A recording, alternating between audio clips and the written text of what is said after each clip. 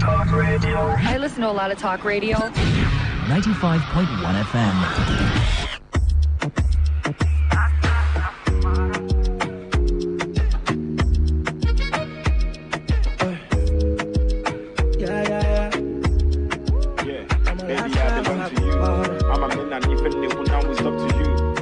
Got the answers when I don't know what to do.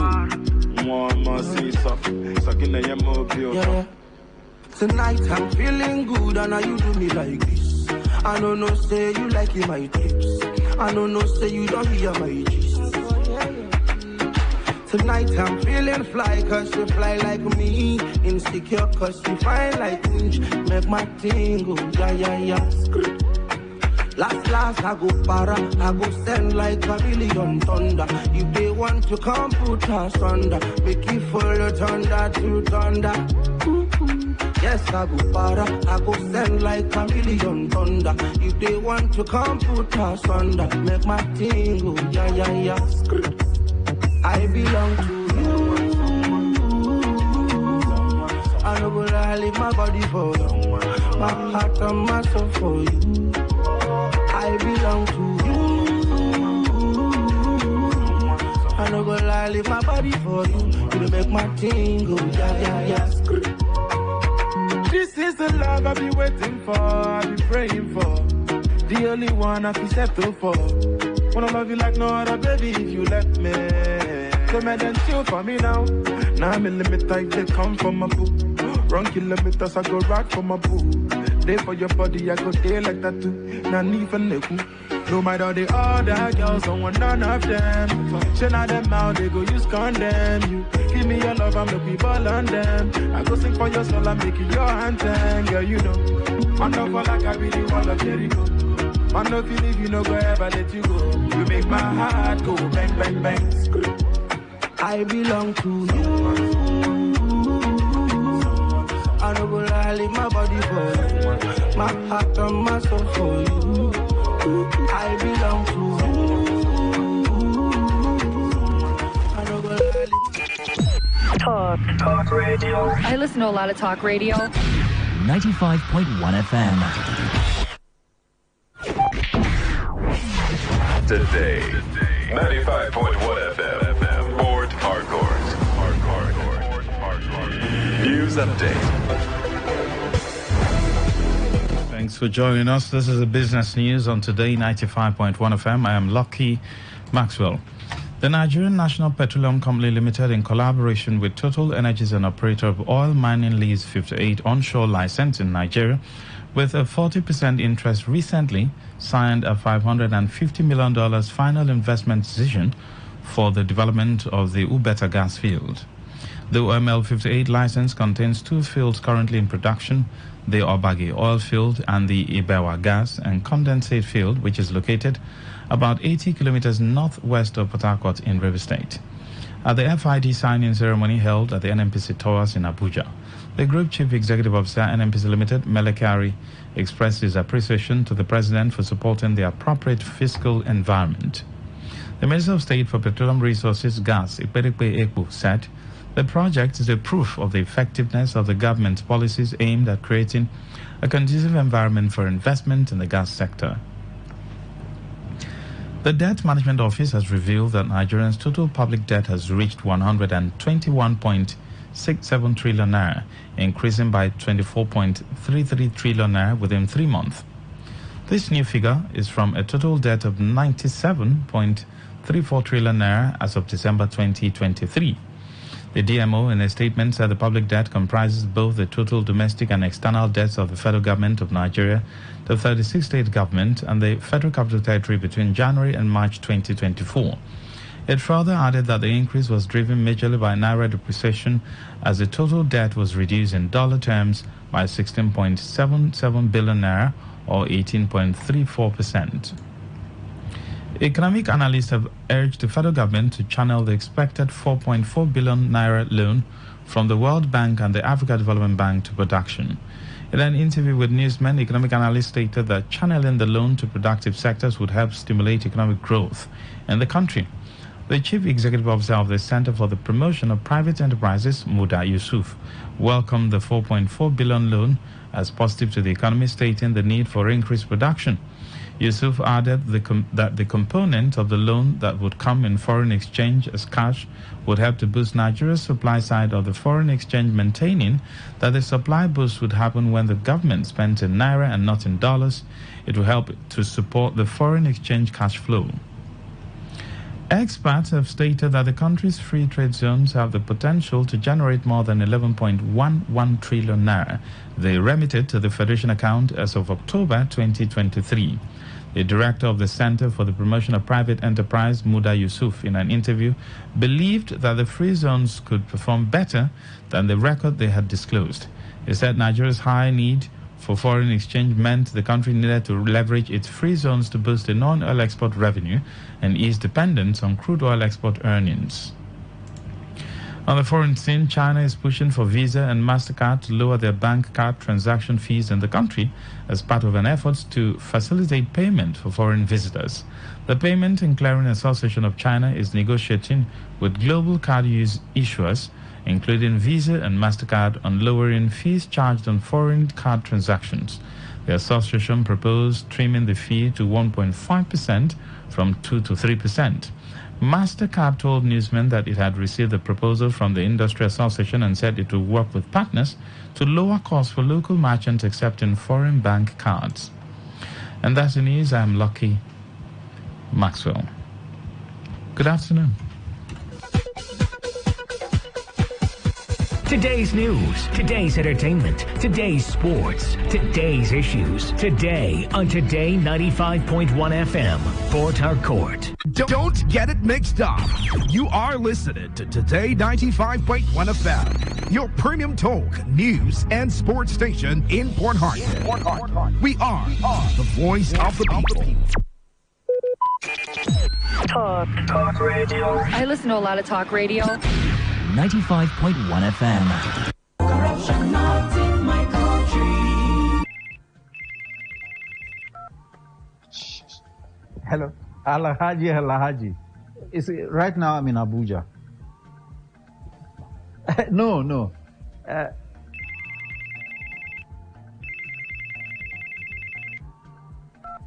Hello, Adamu. Right now I'm in Kano. Yes. When I get back, I will just call you. Look, what is wrong with you? I'm talking on the phone and you are gesticulating and doing. What's wrong with you? Daddy, where exactly are we as we speak? Are you alright? This is Lagos. Well, you just lied to someone that we're in Abuja. Keep quiet. Who told you can tell an elderly person is lying? Daddy, you just lied. And by lying, you are raising corrupt children for the future of Nigeria. That is corruption, not in my country. Corruption not in my country. This message is from the Akinfade Foundation with support from the Microsoft Foundation with broadcast support from Today FM. Maybe home is somebody's smile when they look at you for the first time. Maybe home is being a home to something you love and adore with all your heart. And that is what life, friendship, and love are all about.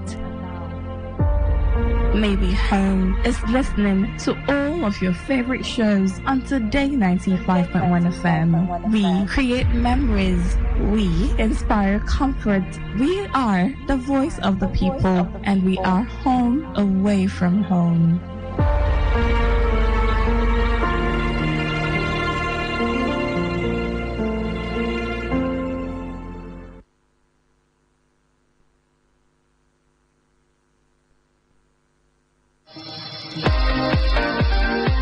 Get ready as we take you through a journey of discovery, exploitation, and essence of natural resources on your premium talk and news and sports station. It is Greenland. Land is green, it's green. Oh, oh. a program that brings to center stage issues on agriculture with analysts, technocrats, and farmers. To discuss the challenges, opportunities, and role of agriculture in Nigeria and how it affects our economy. Every Friday, 1 p.m. only on Today 95.1 FM, Port Harcourt.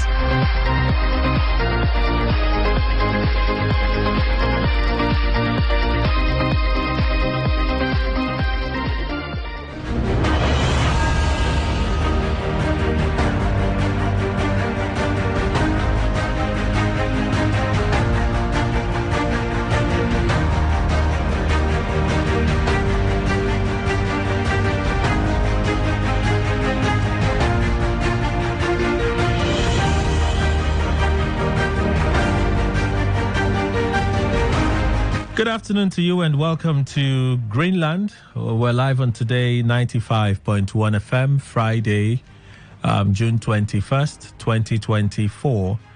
Kelly Kemenjuma is my name. 8 minutes now past the hour of 6. It's a pleasure to have you join us on the show. Welcome, everyone. Well, we continue our agric adventure, try to make some sense of the development, bring some education your way, and continue to chart a course and hope that one day our agric story will be different, better than it is now. So one more time, I welcome you to the show. We'll be together till almost 2 p.m. Doing this together, all right? So stay here. So last week on the show, we were looking at food produce that you can cultivate in the rainy season. We asked the question, was the rainy season all rosy and fun times for farmers, or it had some, downtime and challenges that the farmers ought to be aware of so they could plan proactively for? And in the course of that conversation, someone called to ask about sugarcane. Someone said, Kelly, you guys haven't talked about sugarcane. How about sugarcane? And we said we're going to look at sugarcane, or I think it's millet, cowpea, beans. So today we'll talk about sugarcane. That's what we'll talk about today. I went to our Facebook handle and we have a question there. Why can't we grow this substantially in River State? And someone replied, it's not profitable. I saw a reply already. It's not profitable. That's why we're not growing sugarcane substantially. So sugarcane, Saccharium, officinarum, I guess will help us with the Saccharium officinalis. You say it again when the mic is on. Tall perennial grass from the family member of the grass family. Grass family, Graminaceae. Graminaceae, okay. It's the major sugar source from which sugar is produced. The major sugar source from which sugar is produced. Its byproducts have found use in industrial settings, including medicine, pharmaceuticals, confectionery, beverages, even in electricity and motor fuels. Sugarcane. Sugarcane can be grown well in most soil types, as long as they are well drained. But the plant's favorite type of soil is with a pH between 5.0 and 8.0. And if they don't live in a region that receives a lot of rainfall, it will need a good amount of additional irrigation to grow well. It needs a lot of water. It needs a lot of water to do well. Well, you've heard his voice already, so let me introduce him. Mr. Vitalis Chindabule, Agriculture Development Program Manager, River State Chapter, is in the studio. Good afternoon, sir. Welcome. Good afternoon, Kelly. Good afternoon, our targeted audience, farmers like me and Kelly, and the rest of the stakeholders in the agri-value chain. So somehow now I'm in the extension. Yes, I'm somewhere in the extension. Agricultural communication, extension services. Yes. I'm proud in. Yes. It doesn't come easy. It's not easy. We'll give you one of the, I will honor you. Oh my goodness. I'm seriously proud and right now. Yes. Like every week we talk agriculture.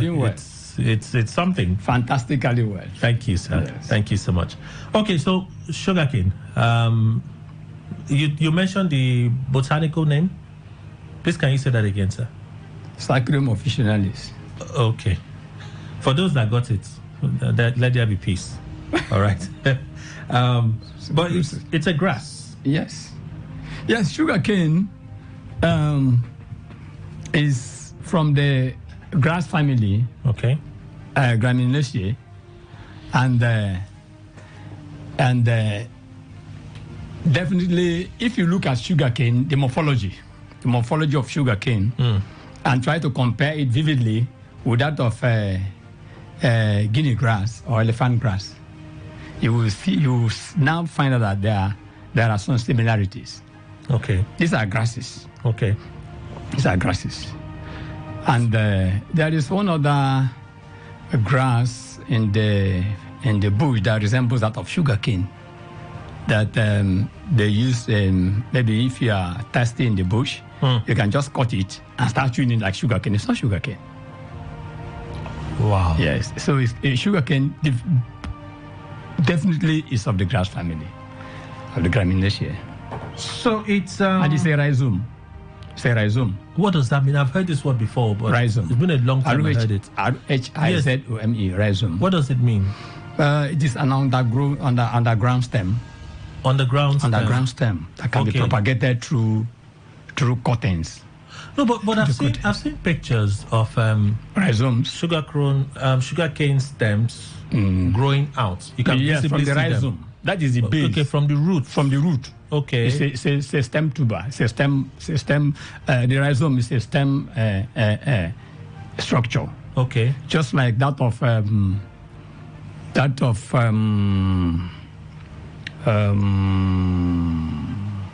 similar to that of plantain,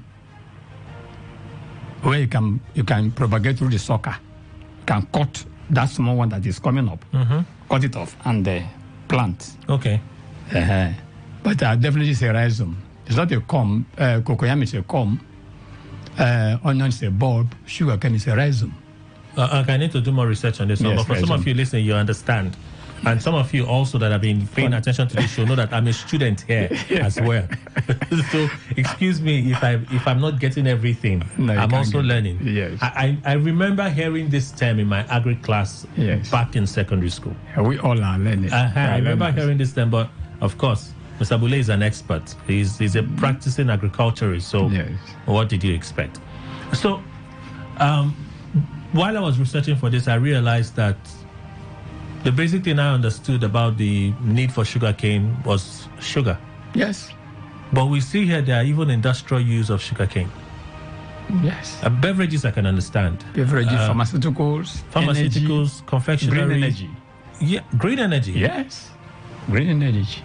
Green energy industries, beverages, beer companies, alcohol.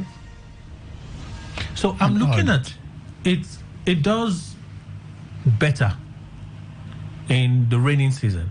Yes. Right? Yes. We have more rains in the south. But even in Nigeria, sugarcane is mostly produced and grown well in the north. In states like Kwara. Yes. Niger. Kano. Yes. Niger. Jigawa. Yes. Taraba. Katsina. Sokoto. And Kaduna State. Not one state in the south that enjoys a longer period of rainfall is doing anything about sugarcane.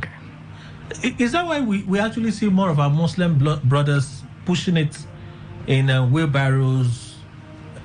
Could that be the reason? Partly, that could be a reason for that, because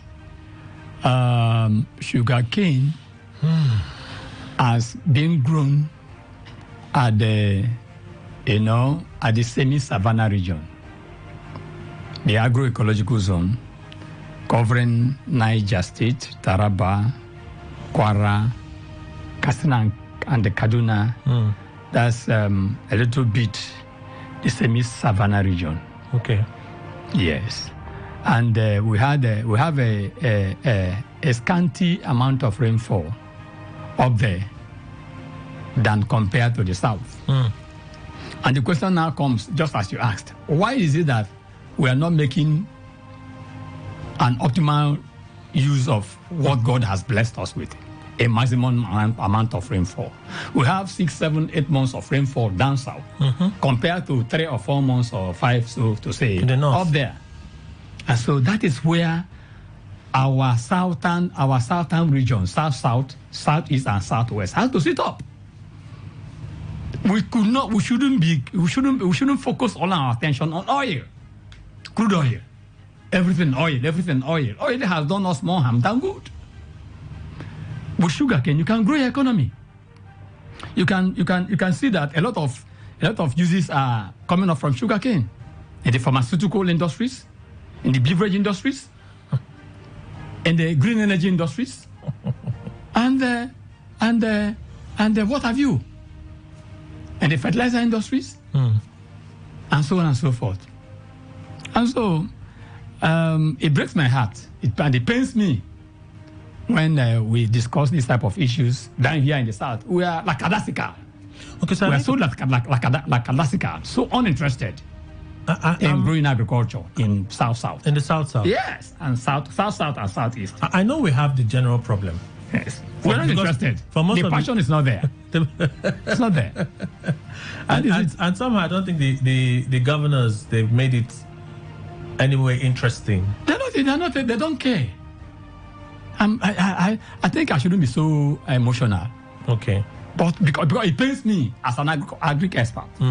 It pains me that a huge quantity of dollars could be, recovered and from sugarcane production and processing. Because sugarcane production is nothing if you don't process, if you don't add value the byproducts to the value chain. Yeah. You must add value so that you can reap the maximum benefit economically. But even if we had massive production, yes, right? Yes, it can attract foreign investors. It can attract people that can come and set up industries here. That is what I'm saying. We're saying the same thing. So that they can do the processing. Yes. Get the byproducts out of it. Thank you. And then sell. Government cannot do everything, but government has to create a solid and a concrete enabling environment for these subsidiary industries to thrive. Because in a large firm, in a large production firm, we should have subsidiary industries that are, coming up, growing offshoot of the parent industry. Economies of large-scale production. And so the government can go a long way, woo some investors, foreign investors. People will key in to the sugarcane processing business. And a lot of money will accrue, and the government will be better off, and employment will be created, and this security will be tackled. Okay, so let's see if we can begin. Let's continue, and let's look at how we can. One who is hearing, is it really not profitable? It's very, very profitable. Very, very profitable. Very, very profitable. In every agri value chain, very profitable. I say. Very profitable. Because I forgot, if you check the quantity or the tons of sugar that an average Nigeria needs for his or her day-to-day activities, calibrate it or multiply to over 220 million persons. Wow, it's huge. It's huge. And the sugar we're talking about, you have the one processed into cubes that we use for regular... when it goes through the refining, processing, refining, and or packaging, because it's been granulated and cut. Yes. Into cubes. Yes. Or some granules. There are some granules. Yes. Yeah. So it depends on how the company wants to bag it or package it. Packaging. The packaging is an aspect of production. Yes. In any productive industry, you have packaging. And sugar now is expensive, like every other thing that is expensive. Sure. In fact, the old sugar... Two cubes of sugar, I think, goes for about 50 naira. That depends on the sugar you're even buying. We now have different types. We used to have the classic old ones. Yeah, the classic I don't want to mention You cannot even now. get the classic old ones now. You can't even find them on the shelves. You can't find them. Yes. You can't find them now. So you have all kinds of alternatives, and some of them, they don't even taste like sugar. Thank you. They have been adulterated. They don't even have real qualities of sugar. You can see that previously, about 20 years ago, 15 years ago, when you take 2 cubes of sugar and put an average teacup it's okay. It will even be more. You know, the taste will be so sweet. Much, so sweet. But now, take 4 cubes or 5 cubes, nothing is happening. Kelly, my friend, nothing is happening. You can see how Nigeria has gone down the drains, how our economy has gone down the drains. So, I know we've talked about the mentality issue. Yeah. Why around here we're not interested in farming. But like we said before, even in this biting inflation, this hyperinflation, if we're producing some of this stuff, and of course it won't start. The problem did not start now. No. It's a cumulative issue. It's a cumulative process. So, but if we had invested in agriculture somewhat today, it wouldn't have been so bad like this. Because we'll be producing them here. Yes, continue. And then we'll be able to get these products to the market. Yes. And not just getting them to the market, we would have export value. Thank you. From some of these products. A lot of people will be employed. People will be working in the plantation, in the field. Some people will be packaging. Some people will be harvesting. Some people will be transporting. Some people will be in the industrial sector trying to process. Some people will be packaging, milling, grading, and all that. And so you can see a lot of employment being created. A huge quantity of unemployed will be employed. Wow. And of course, a lot of revenue will be generated. And sugar touches on, like they mentioned, the confectionery industry, baking cakes, yes, pastries, the rest of them. So imagine you had a factory milling, processing sugar on a regular, sugar cane on a regular basis, and you bring them out. All of the small industries here will just be receiving their supplies from there. We'll call them subsidiary industries. You will see pharmaceutical industry cropping up. You will see beverage industries coming up. You will see those industries that will use the byproduct of sugar. They will come up. They will spring up. Because naturally, we call it economics of large scale. Economics of large scale production. Because so many things that will be a kind of waste wouldn't be wasted. The companies that will come and use them and process them, because these are sources of raw materials. The raw materials are handy. So no point of going so far. The raw materials are there. So you just harness them and do your production and make your money in that aspect. Okay, so for those small scale mechanized, which is obviously mechanized is more profitable. Come again? Mechanized and small scale. Obviously mechanized is more profitable. Yes. Right? Yes. But for someone who is listening to us now and say, let me give sugarcane a try, is it that profitable for them? Very, very profitable. Even at a small scale level? Yes, very profitable. You can see quote and unquote, their bookies.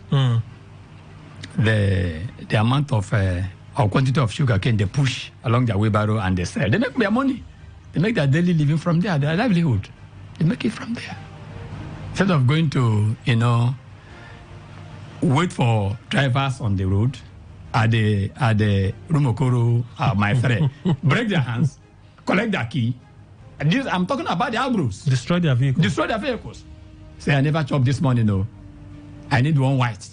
I need one red. Go into productive processes. And if this had been done earlier before this, and just like you rightly pointed out, Nigeria wouldn't have gotten it so bad like this. You know why? Because the economy will be producing, will be a productive economy. The only panacea to, checkmating the dwindling fall of Naira in the foreign market, in the exchange market, is for the economy, get the economy into production. Just like the Labour presidential candidate said, get the economy producing. And for you to get the economy running, producing, you will get to fix electricity. Very critical. Because electricity, without it, you cannot power your plants. Okay? You have to fix electricity, fix some critical infrastructure, just like the roads, electricity, and all that things. Okay, so for someone who is listening to us and is thinking, where do I begin if I want to do sugarcane cultivation? Simple. You can begin with a plot of land, 2 plots of land, 1 hectare, 2 hectares, or 3 hectares. So first thing is land. Yes, first thing is land as usual. Yes, source for your land. Okay. Then do normal land preparation. Do you need to do a soil test? We talked about this last week. Yes. To be sure that you have the right soil. Yes, but if If you don't have the capacity of doing a soil test, you can call one of the extension agents. Let's take a sample of the soil. There are some bioindicators that will tell us the soil is good, the soil is fertile. Okay. The soil is less fertile and all that. You know why I'm not going too much on the soil test? So that potential investors, potential farmers will not be scared. They will not be scared. You know, when they hear, oh, it's too big. No. But if you don't tell them, like the guy that called us last week, yes, and complained that the things that some of the things they had planted, yes, they were all dying off. Yeah, they were dying off. Soil test does not cost you much. You can come to River State Agricultural Development Program, ADP, directly opposite to Obiakpo Council Secretariat. We will run soil test for you. Or go to RUST or go to Uniport.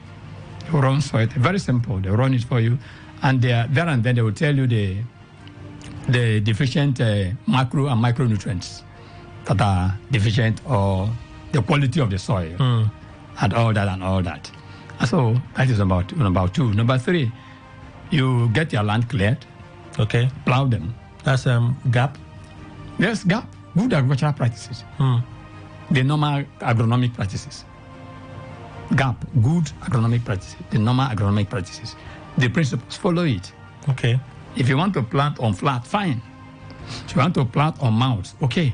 If you want to plant or cultivate or propagate on ridges, no wahala. For sugarcane? Yes. All of these methods can apply? Yeah, you can apply.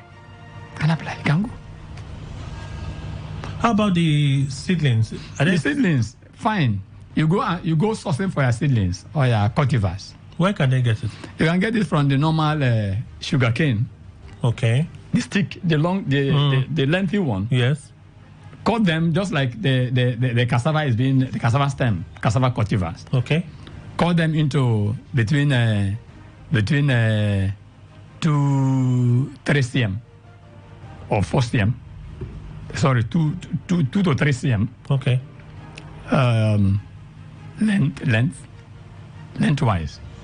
Then plant it in a slanting mood along the ridges, or along the mounds, on the flats. Okay. Slanting. Just like cassava stem is being planted, cultivated. Just put it, just slant it. Side. At an angle of 45 degrees, yes. Okay. Bearing in mind the spacing. Okay. The spacing you should have be... to space it. The spacing should be how many? The spacing should be at least about half a meter. Half a meter? Yes, or 1 meter by 1 meter. Sorry, 1 meter by 1 meter. Why is that important? It is very important, spacing, so that the crops or the plants will not compete so much for space, for nutrients, and other materials. So if you get a full stem, some of those things from the picture I've seen, they are quite long. Yes. They are long. Yes. So when you cut that, you said 2 centimeters in length. You get 2 to 3 cm. Okay. You get the node. You get the node along the stem. Okay. From one node to the other node. In between is internode. So you ensure that you should have at least 1, 2, 3, 4 nodes. Just like the cassava stem.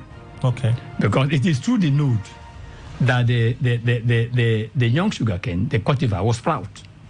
Will bring out its first leaf. It will sprouting, germinate if you like. We call it sprouting. It was running the tractor is tilling the soil. You can add some leaves, some grasses. We call it green manure. You can add the leaves, the grasses, to turn it up, and incorporate it into the soil. Or those you are compost, their farmyard manure you have prepared. Bring all of them in large quantity and incorporate them into the soil. It's okay for you. It will last for 3 years. 3 years? Continuous cropping, yes. Continuous cropping there. Crop for this year, next year, and the other year. So depending on the quantity, the volume you apply. Okay, so that's having the right soil. And we've said you can do it before or after. You can do it after you've planted. Yeah. After you set your seeds there, you can now apply that. You said spacing is very important. Yeah, very important. So that they're not competing for nutrients. Yeah, for nutrient and space. Very important. You talked about pests. Pests and diseases. What kind of pests? The normal pests, the ants, the moths, and others. And there are some moths and aphids that attack the stem. You bore holes in the stem and suck the juice from the stem. By so doing, they will destroy the stem, and the market value will be reduced. Yeah. The economic value will be reduced. Is that what's responsible for? Sometimes when you, it's been a while now, it's been over 2 years. Sometimes when you break some stem, you see some hood, some reddish, and some other. Yes. They are infected. So you can take care of them, and you do pruning. Pruning as well. Yes. As the leaves are coming up, the old dying back ones, you remove them, clean them up. You do some spraying, keep your farm, hygienic, weed-free, so that it doesn't have all pathogens. Wow. So the normal gap. Yeah. It's okay. During harvest, you will see it's ripe and mature for harvest. You harvest. You cut. Obviously, it's best to cultivate in the rainy season. Yes. From what time and what's the processing period? I want to say that a dog is a very strong animal. I can say that sugarcane is a dogged plant. Oh. Yes. That's why it can thrive in the arid region, in the desert. It can thrive in the desert because it has a lot of water inside the stem. Mm-hmm. Because the even talus, when you take a bite, when you suck, yes, a lot of water. It's a lot of liquid coming out. It can add as an alternative plant in the arid desert, in the arid environment, because already it has a large quantity of storage of water inside the stem. But it draws that water from somewhere now. So they have to use irrigation. Yes, irrigation. To give water it is important. Water is important, definitely. So what I'm saying in essence is that it does not die anyhow. It doesn't die like that because already it has some quantity of water to sustain it. It has self-sustainability index. Yes. So, but it will do well, more better where the water is available, readily available. More rain. Yeah, more rain. South. You have a higher comparative advantage, south than here, compared to the north. But conversely, the north produce more, 1 million %, while we are minus by 1 in south production index. You cannot compare what you are doing. In fact, you are joking. That's because they are producing now. They are producing. That's why the north is doing better. We have not started. And you could have some of these heavy trucks bringing sugarcane. Yes, sugarcane down. Ask yourself, let me ask myself. Let everybody ask himself or herself. Why can't we do it here? Whereas we have a higher comparative advantage here, vis-a-vis the north. So what is happening? What's happening? What's up? So what's the period? The period from when you plant, I think the period is harvest. It's about 6 months. 6 months? Yes. But that's a long time. Not quite. About 6 months. So in a year, you only have... Because there are two major methods of propagation. Okay. One, through the suckers. It has a sucker. It's a rhizome. It has a sucker. You can dig it, just like plantain that has suckers. Okay. Yeah, detach the sucker from the parent plant. And you can use the suckers. Or you can use the long stem, the cultivars, and cut it into pieces and cultivate. Okay. And so when you use the suckers will mature in a shorter period. Because they're already there. Yes. They're already in the soil. Yes, compared to the cultivars. The cultivars. Yes. So that is it. So the next thing I want to ask is... You can equally go into nursery, nurse a lot of suckers by cutting so many of those pieces of the stem, put them in a nursery environment, in the controlled environment, nurse them so that by next planting you have so many of them to suckers to, because it's fast. The suckers are fast enough to mature. They're already in the soil. Yes, the suckers are already in the soil. They have established. We call it crop establishment. They have established compared to the other cultivars that you are just cutting. So if you say nursery, you will mean like a greenhouse. It doesn't necessarily mean a greenhouse. Greenhouse may sound so technical and costly. Just make a good environment for them and put your thing and fertilize it, monitor it, treat it, and raise a lot of as many as the seedlings or the cultivars. Okay, let's open the phone line so you can talk to us. It's already almost 20 minutes to the hour. So let's open the phone line. If you have questions, feel free to call in and ask. We're discussing sugarcane today. And I didn't even know some of the things I'm hearing now. every time we talk about different produce in the agri value chain, we realize that each produce has a huge potential. It's peculiar potential, huge potential.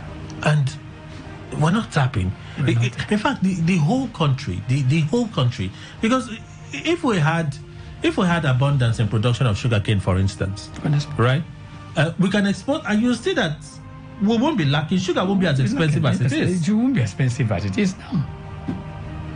And other pharmaceuticals or confectionaries or beverage companies will be making use of it, and things will come down. Things will not be as much as it is because source of raw material matters. All these sucrose, molasses, these are gotten from. In fact, I don't want to go into chemistry of sugarcane refining and processing. I don't want to go into its chemistry. Yes, it has a peculiar chemistry. 0817-000951, 0810-9510-951. Again, 0817-000951, 0810-9510-951. Those are the numbers to call. You want to send a message, 0701-9339-962. Again, 0701-9339-962. I see some messages. Let me read them. Kelly, what kind of manure okay, my mistake. What of manure from biosolids, human feces? Is it good for planting or land preparation? It's good for land preparation and planting, but you have to treat it. Well, you have to be treated, yes. You don't have to bring a fresh human feces and pour into your plantation. No, now. It has to undergo some biodegradation. And decomposition by microorganisms. You have to treat it. We're in the season of cholera. Before you just before you go and infect your farm and infect everybody. I wonder. Okay, so it has to be treated. Yeah, it has to be treated. What kind of treatment are we talking about? Okay, you have to mix it with some kitchen wastes, some soil, mix it up. Okay. Some soil, and leave it. Expose it to the atmosphere for at least 1 month. The same process for organic fertilizer. Yes, that is. These are excrements. These are feces. Feces from fowl, from birds. Feces from animals. They are still feces. Human feces. They have a lot of nitrogenous, waste nitrogenous substances embedded there. So these nitrogenous substances, they have to be broken down to the process whereby the plants can use it as nitrates. Have to be broken down from nitrogen to nitrites, from nitrites to nitrates. NO2 to N2 to NO2 to NO3 negative. And is that process of treatment that helps in the breaking down? Breaking down this. The microorganisms will do it. The agents of denudation, the agents of weathering. Yeah. The microorganisms within the ecosystem will do their work. That is the work of nature. So you have to treat human waste. Yes. Kelly, your guest said there is this thing that some people eat that looks like sugarcane, but it's not sugarcane. The question is it monkey sugarcane? Is there monkey sugarcane? Yes. Some people call it monkey sugarcane. That's what you're referring to? Yes. They call it upeti. Some village call it upeti. What's it like? Just like sugarcane, you go to the bush and you are not from there. Your own is going to the river, our own is going to the bush. Okay, so there's actually something like that. Yes. It knows the name. It has some quantity of water inside it. Okay. If you are in the bush and you feel so thirsty and no water, you can use it and cool down your thirst. Yeah, thirst. Can it act as a substitute for sugar? No. No, it can't. It's not sweet like that as sugar. Oh, it's not sweet like that as sugar? It's just that there has some quantity of water and it's highly medicinal. Highly medicinal? Yes. Wow. Kelly has to guess, is it advisable to allow 2 sugarcane points to grow at the same time on the same spot? 2 sugarcane points? Yes. To grow at the same time on the same spot? No problem. That's okay? It's okay. But if you want to detach or separate, no problem. If you want to allow them, you can allow them. I thought you mentioned concerns about competing for nutrients when they are already you have planted, you have propagated. Okay. And subsequently, two points are sprouting up. Two internodes. The other internode and the other node and this node, giving you to allow them. Can I allow them? 0817-000951, 0810-9510-951. Those are the numbers to call if you want to contribute to the conversation today. We're looking at sugarcane cultivation and quite a lot of information already. You still want to send messages, 0701-9339-962. Again, 0701-9339-962. WhatsApp or traditional SMS portal. And then on Facebook, we have a post up where you can also send your reaction. If government, we're calling on government, and if government were to respond to this, yes, what should be the approach? The first approach, then the second one. The first approach is to source for land. The government has land now. The land belongs to the government. The government has land now. And so when that is sourced for, then I will advise that they go into tractorization, mechanized farming. Okay. And set up an enabling law to guide the project. That's policy. Policy. When that is done, they get agricultural extension advisors, agents employed to push the project. They can woo investors, partner with investors. Investors will come in, set up this business. While government has a percentage, the investors run a percentage, and it will be community-based. Why is it important that it's community-based? It will be community-based so that the communities where these projects are domiciled will not vandalize them. Thinking that it's a government, it's a national cake, government something, they will vandalize it. But if the community is allowed to participate in the project, they will take it as their own. The employment, most of the workers will come from the community. Their livelihood depends on it. And so they will not go vandalizing it. Okay? To be community-based. Okay. And I will advise that I will catch them young from the secondary school, primary school. So take education. We arouse interest in farming. So how do we do that? Take education to school. We already have agriculture in our scheme of curriculum. Justice is not being done to that. So what do we need? Demonstration farms? We need demonstration farms. We need agricultural crops. We need government to sensitize. And we are working in the interest of young students and young farmers at their tender age. So by the time they come up to a certain age, they already have a passion for agriculture. So in this case of sugarcane right now, is it necessary for government to give out, is it suckers or seedlings to government can equally as give inputs? Yes, improve the qualities of sugarcane seedlings or cultivars to farmers, encouraging farmers to plant, to cultivate.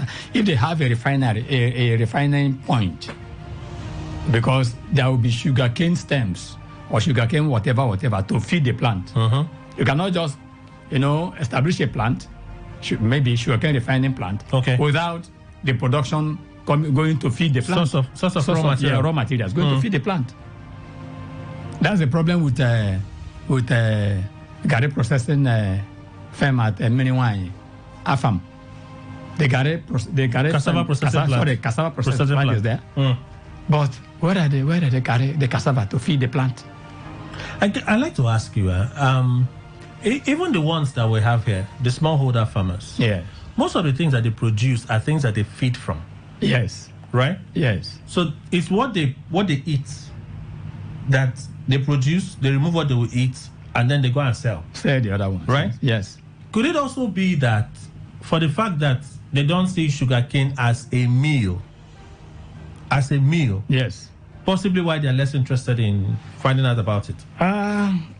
It could be part of it, but I feel that there are no much sensitization in that aspect of the agri value chain. If they are well sensitized and they see the benefit of sugarcane production, most of the farmers will go into it. Of course, let me remind you that sugarcane is not a major crop. No. Down here in the south. Do we have major crop? Do we have a major crop here? It's cassava now. Even when the cassava, we say no, but in a cassava production, I know Nigeria ranks pretty high. Yes. In cultivation of cassava. What of processing? But the processing is still the issue. That's where the technology comes in. The processing is still the issue. Yes, okay. But it's from cassava that we get gari now. Yes. Right? Yes. So because we eat gari. Okay. Because we eat gari, farmers eat from the same cassava. Yes. When they plant, they harvest, they process it into gari and they eat. Yes. It's a local thing now. Yes. Right? It's a local thing. So this is where we survive from. This is where we are train our children from. Exactly. So it's a local thing. Exactly. But you tell them sugarcane. They say, okay, if I plant sugarcane, what am I going to do with sugarcane? Am I going to eat the sugarcane? Am I going to eat the sugarcane? They look at it as a spices ornamental. So perhaps it's the government has to encourage farmers in that aspect to look having at something in mind, the target that will be processed. Yes. At the end of the chain. So what happens is, as they produce, you're there to buy it off from them. That is off-takers. You buy it, sell off. As they produce, you're there to take it to the refinery, to the processing plant.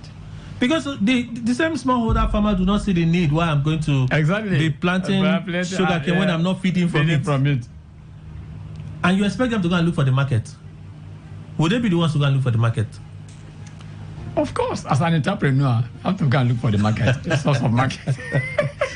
You mean the government has to do a whole lot of things, and that in the agri-value sector. So someone's asking a question. Is sugarcane profitable? If yes, please explain, Mr. George. That's a conversation we're having. Yes, sugarcane is highly profitable because I've forgotten the data. I think some years ago, Nigeria was during Jonathan time, 2014, 2015, 2016. Nigeria imported over 4-point-something million tons of sugarcane. Sugar. Over 4-point-something million tons of sugar. You know, sugar was being ranked alongside with fish. There was a time that Nigeria was spending a huge foreign reserve in purchasing sugar, simple sugar.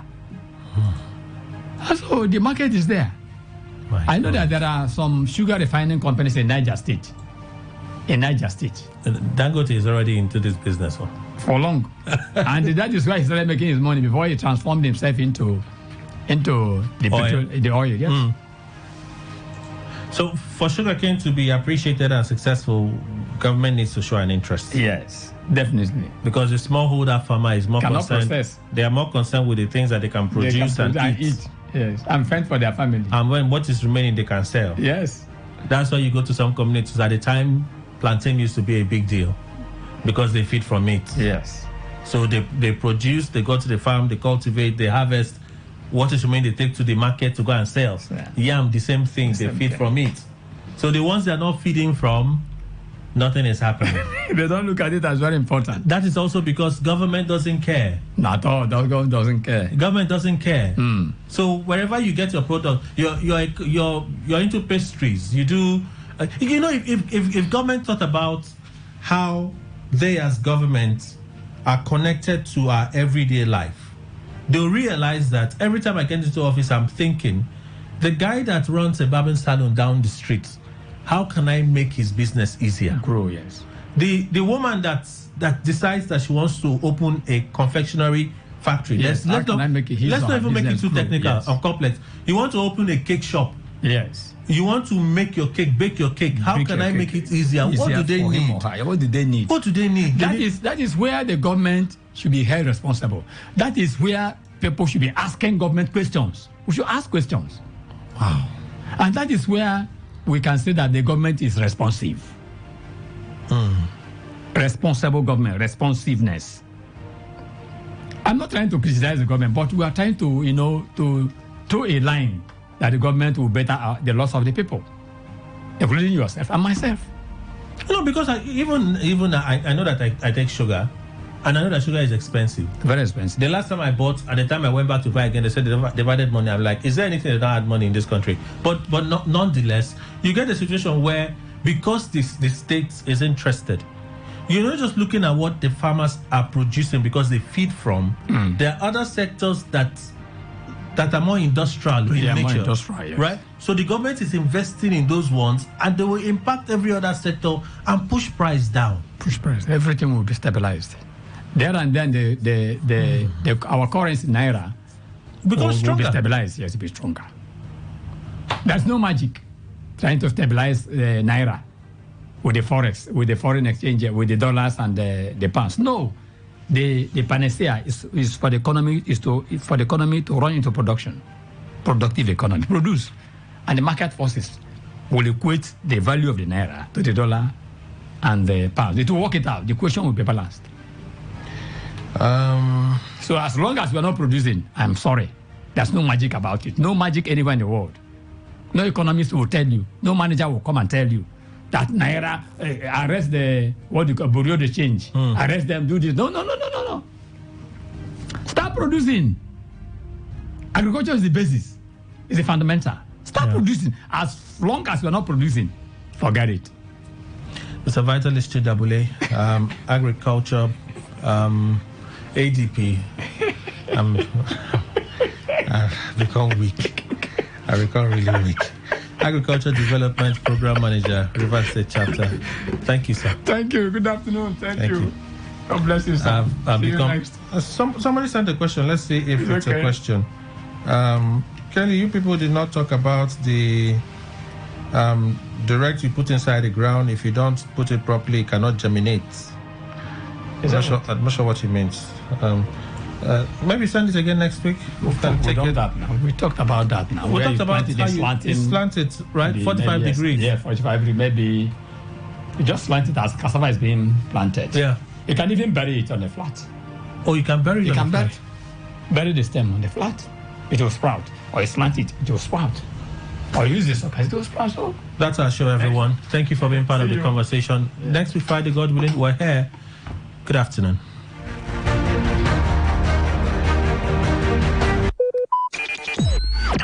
Talk radio. I listen to a lot of talk radio. 95.1 FM.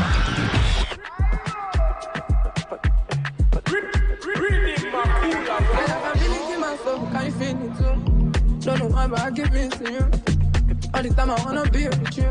Girl, I'm trying to figure what I mean to you. She said this feeling is more than love. But you want a lot of no. You're a baby, mine now. You're a baby, mine now. Living at the highness, let me look the finest to you. Keep up with the finesse, I go with the love past too.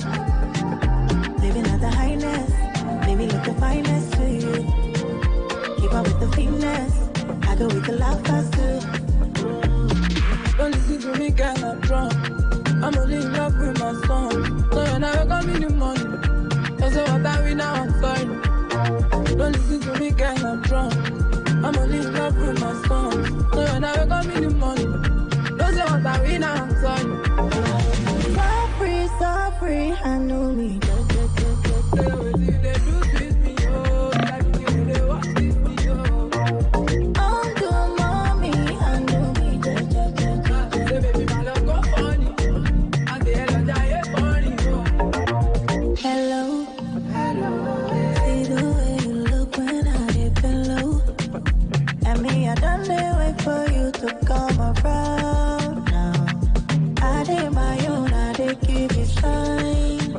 It be like you know I look my style. I'm always on my bad vibe.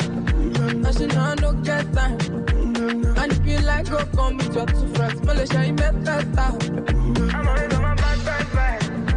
I should know I don't get time. And if you like, go come with your two friends. Malaysia, you met that style. Look at the highness, let me look the finest to you.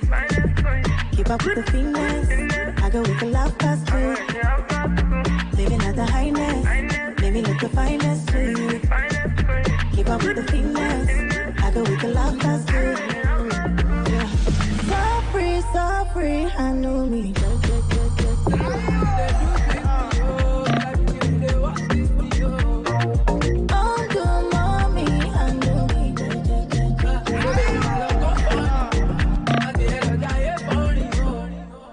This is your premium talk radio to Today 95.1 FM.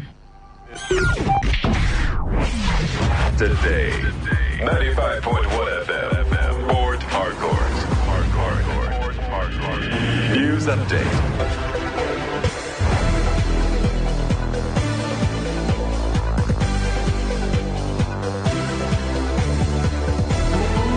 Good afternoon. Many thanks for joining us. Here is a news update on Today 95.1 FM. I am Lucky Maxwell.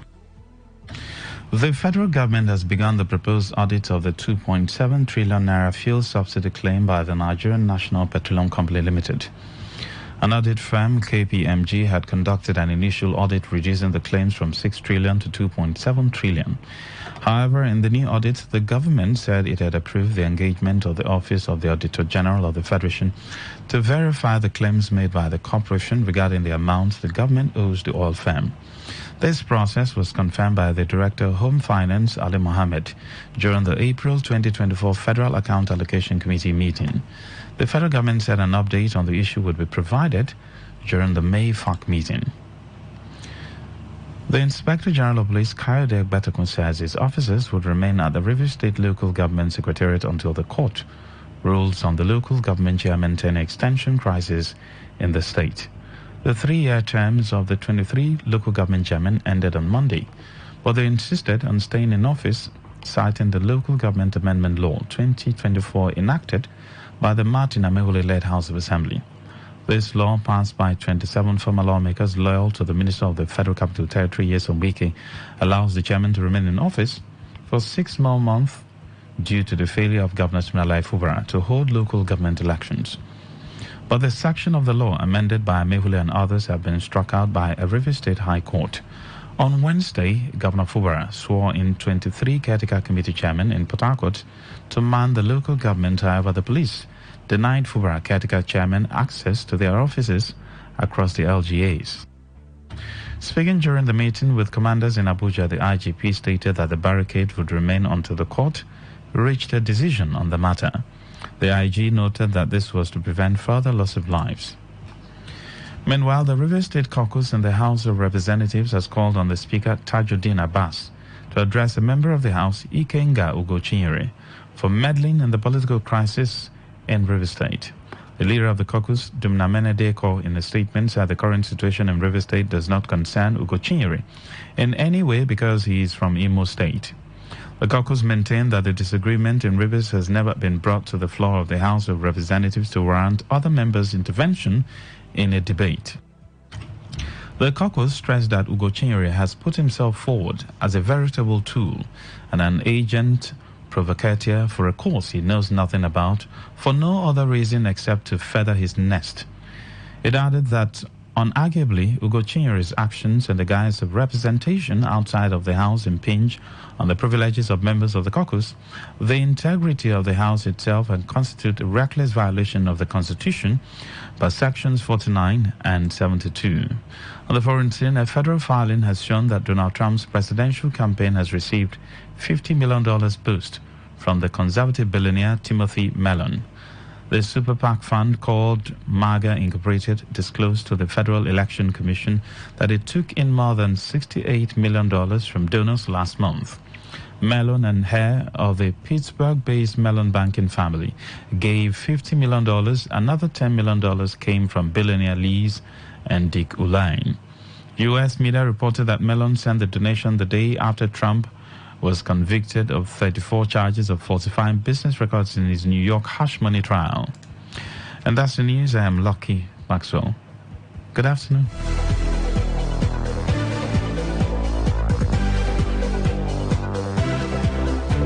Today's news, today's entertainment, today's sports, today's issues. Today on Today 95.1 FM, Port Harcourt. See, I tell you, that man a ritualist. You don't ever see as that man dressed like normal human being before. Every time a black, blue. That man a ritualist. Just leave them. Now so those people will come from that place. Now so they You see this our neighbor. You see that fair guy where they always they carry laptop up and down. If you observe, you know they go work in the morning, but every time you go they change car. But I don't they observe and see. I know they there. Now for you. But me I know say, people where they come from that area. Now so all of them they behave. You know get with anybody if you tell me 9 drunk. What is it with all the hate and the way we talk?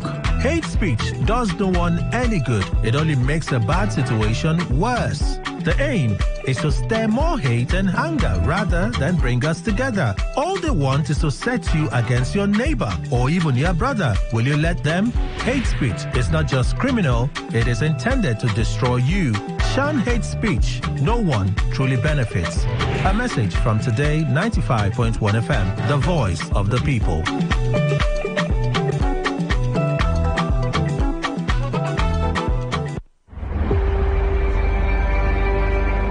Maybe home is somebody's smile when they look at you for the first time.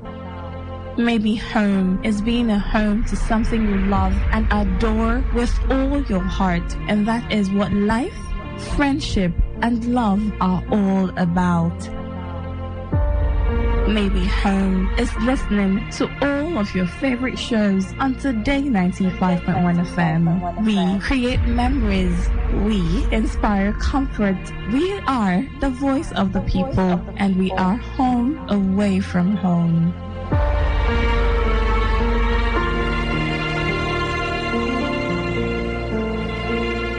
Don't get it mixed up. You are listening to Today 95.1 FM, your premium talk, news, and sports station in Port Harcourt. We are the voice of the people. What do you love listening to? What's your style? What's your choice? What do you yearn for? So we've got great talk, amazing conversations, and entertainment, sports, and lifestyle. So tune in to Today 95.1 FM Port Harcourt, because we are the voice of the people. The voice of the people.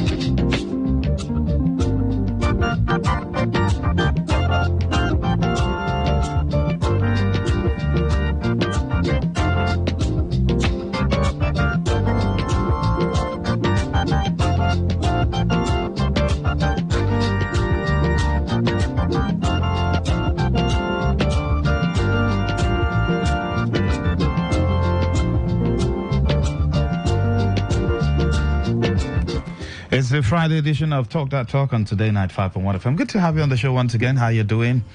Moving from one point to the other, doing your business. You're at work, secretariat, wherever you are, listening to this program. Well, just have faith that things will get better. Okay? Don't be negative. Do your bit and leave the rest for God.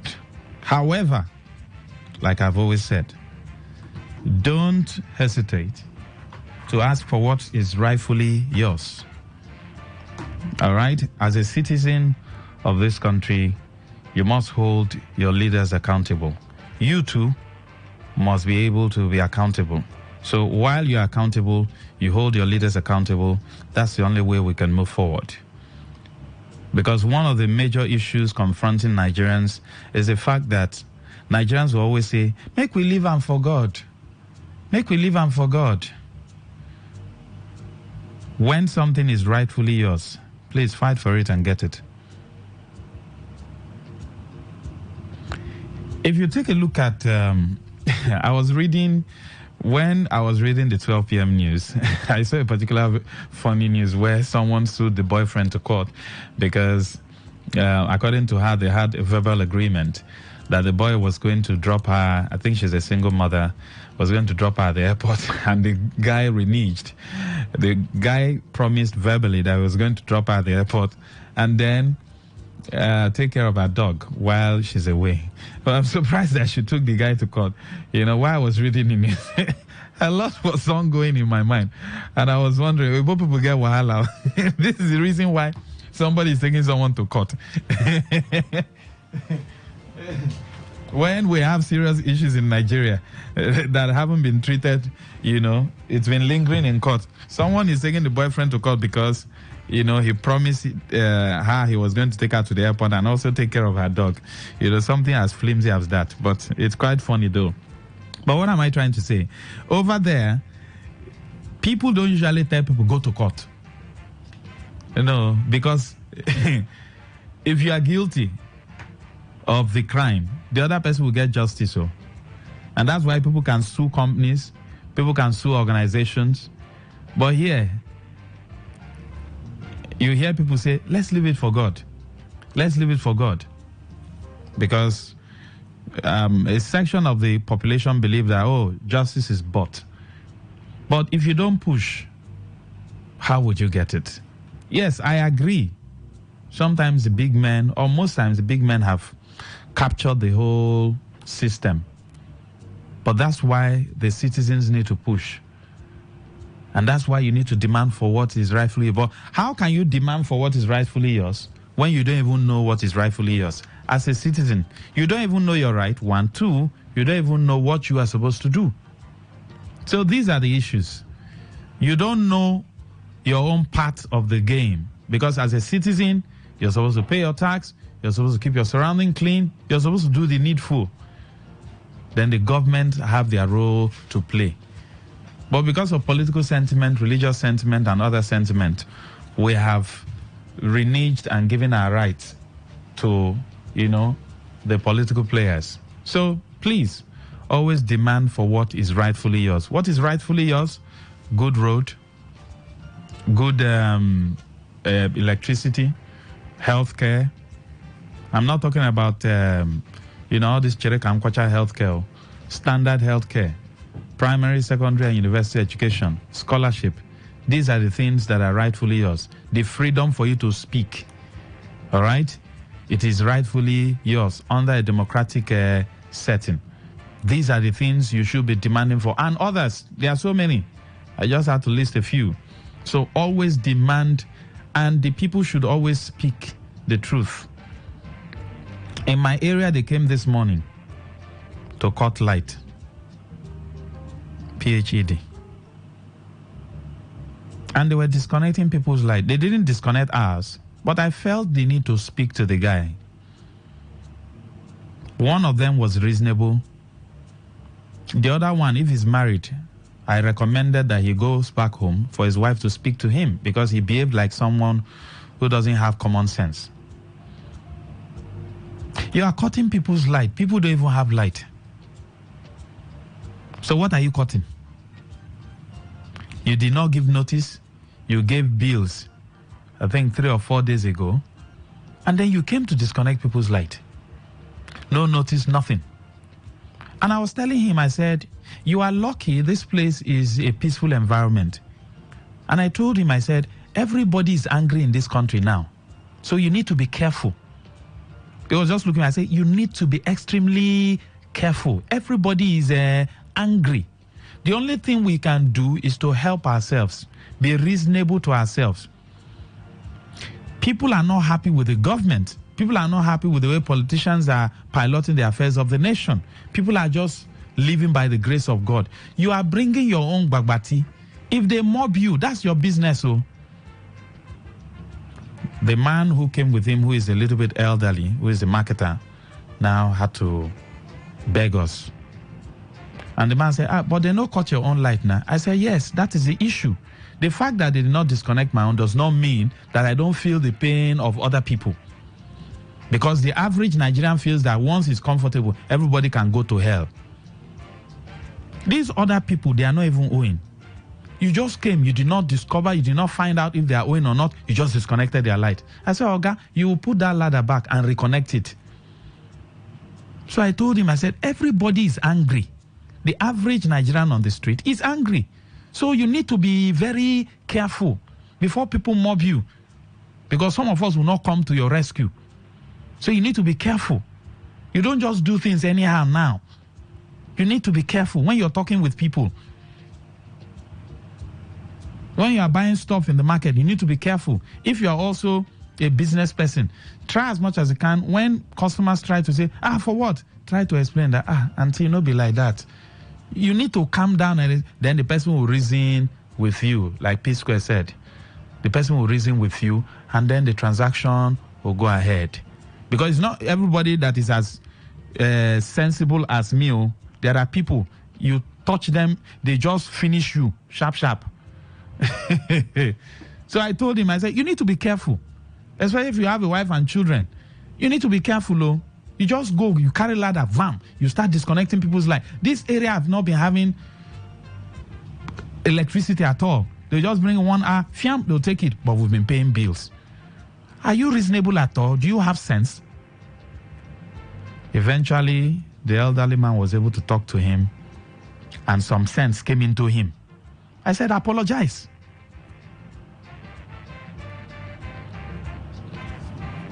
So, he had to apologize. Now, we have new commissioners on board. Before this time, there are people who have been complaining. And one of those set of people is the taxi drivers. They face harassment daily. There's multiple taxation. We still have the Agboro guys disturbing them on the road.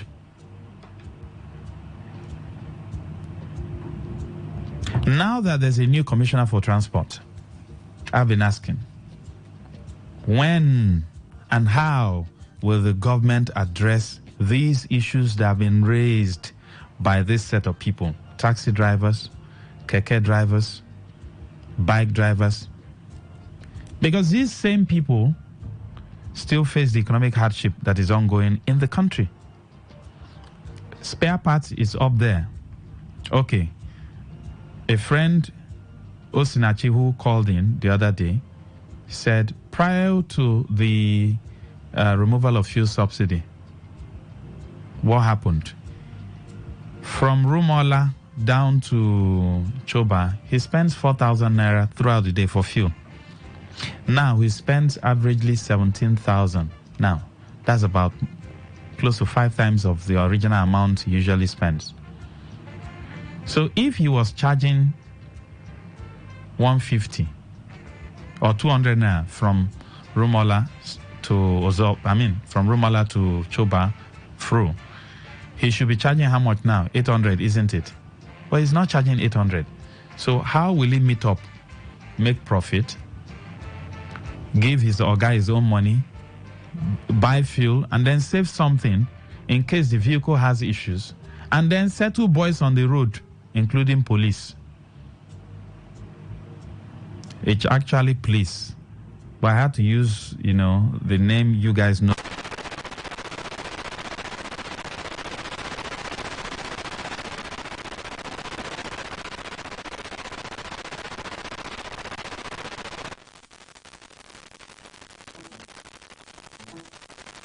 For businesses to thrive in a particular environment is supposed to be cemented by government. It's not me who will do it. Government is supposed to ensure that people do their businesses without hindrances, without issues here and there. One major issue they've constantly raised is harassment from Agboro.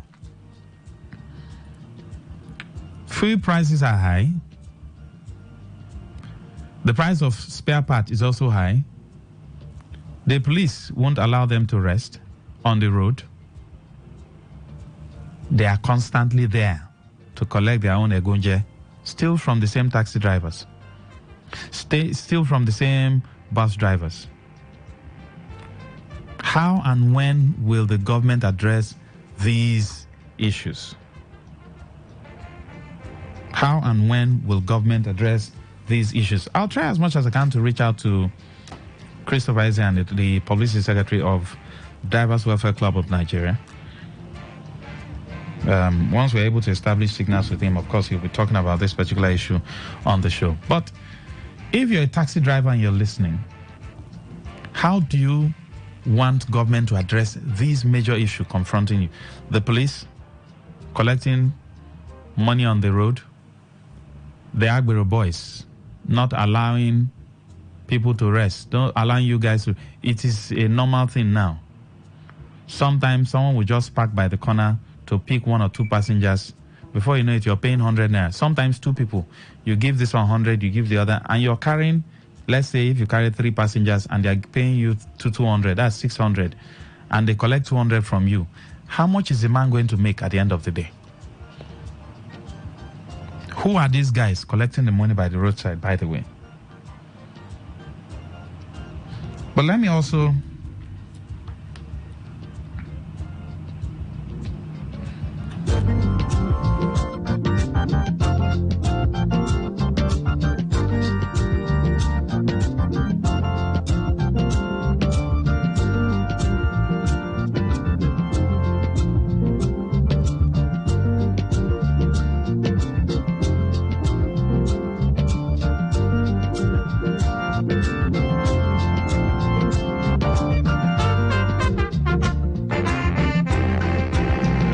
So we have Christopher Ezani, the Publicity Secretary of the Drivers Welfare Club of Nigeria. Good to have you, sir. Good afternoon. Yeah, thank you for this opportunity. So, Christopher, let's look at some of the major issues you're facing. Let's start with the police on the road collecting gunje from commuters. We also talk about agberos who often harass your people, including those who belong to other unions. I would want you to talk about that.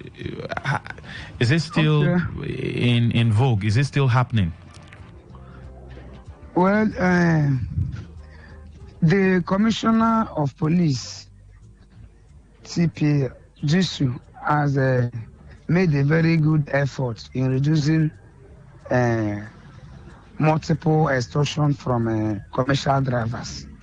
Because with my understanding and what I found out recent weeks, I have not received so much calls from any of our members that they normally do. Chairman, they have told me they start should bring driver license, vehicle paper, they start should bring 5,000. So I've never received such calls from any of our members. For now, it has reduced. It has reduced. So you can say categorically for your own members, you haven't received such calls, but they are still on the road, right? The police are still, there is no way the police will go out of the road. There is no way they will go out of the road because in their stop and search, along the process, they do apprehend some criminals. You know, like last week in our platform, they caught one of the armed robbers who stored pistol inside stabilizer and lock it, tight it back. But they caught that particular person, lose all the whole boot in that stabilizer, and 5 pieces of pistol inside it. So if you definitely remove them on the roads, there are some crimes. The criminal will have easy access to transport their tools. By doing so, there will be a lot of criminal activities. There will be a lot of insecurity. I don't know if you are with me. Yes, I'm with you. But the issue of stopping commercial vehicles constantly and harassing and demanding for money from them, that area has been reduced. Unlike my one, that they normally stand there and cost hold up. My one before Ikoku. That place is now free movement. There is no traffic there. There is a free flow of traffic there now. They don't stay there anymore to do that. So I commend the Commissioner of Police on that area. Commend him for that. What about the Agbero boys? That is where we have been crying upon for the government and the security agents to wade in to assist us.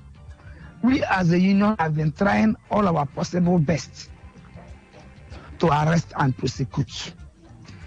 But you know, sometimes we look at the financial aspect of it and our spirits will be dampened.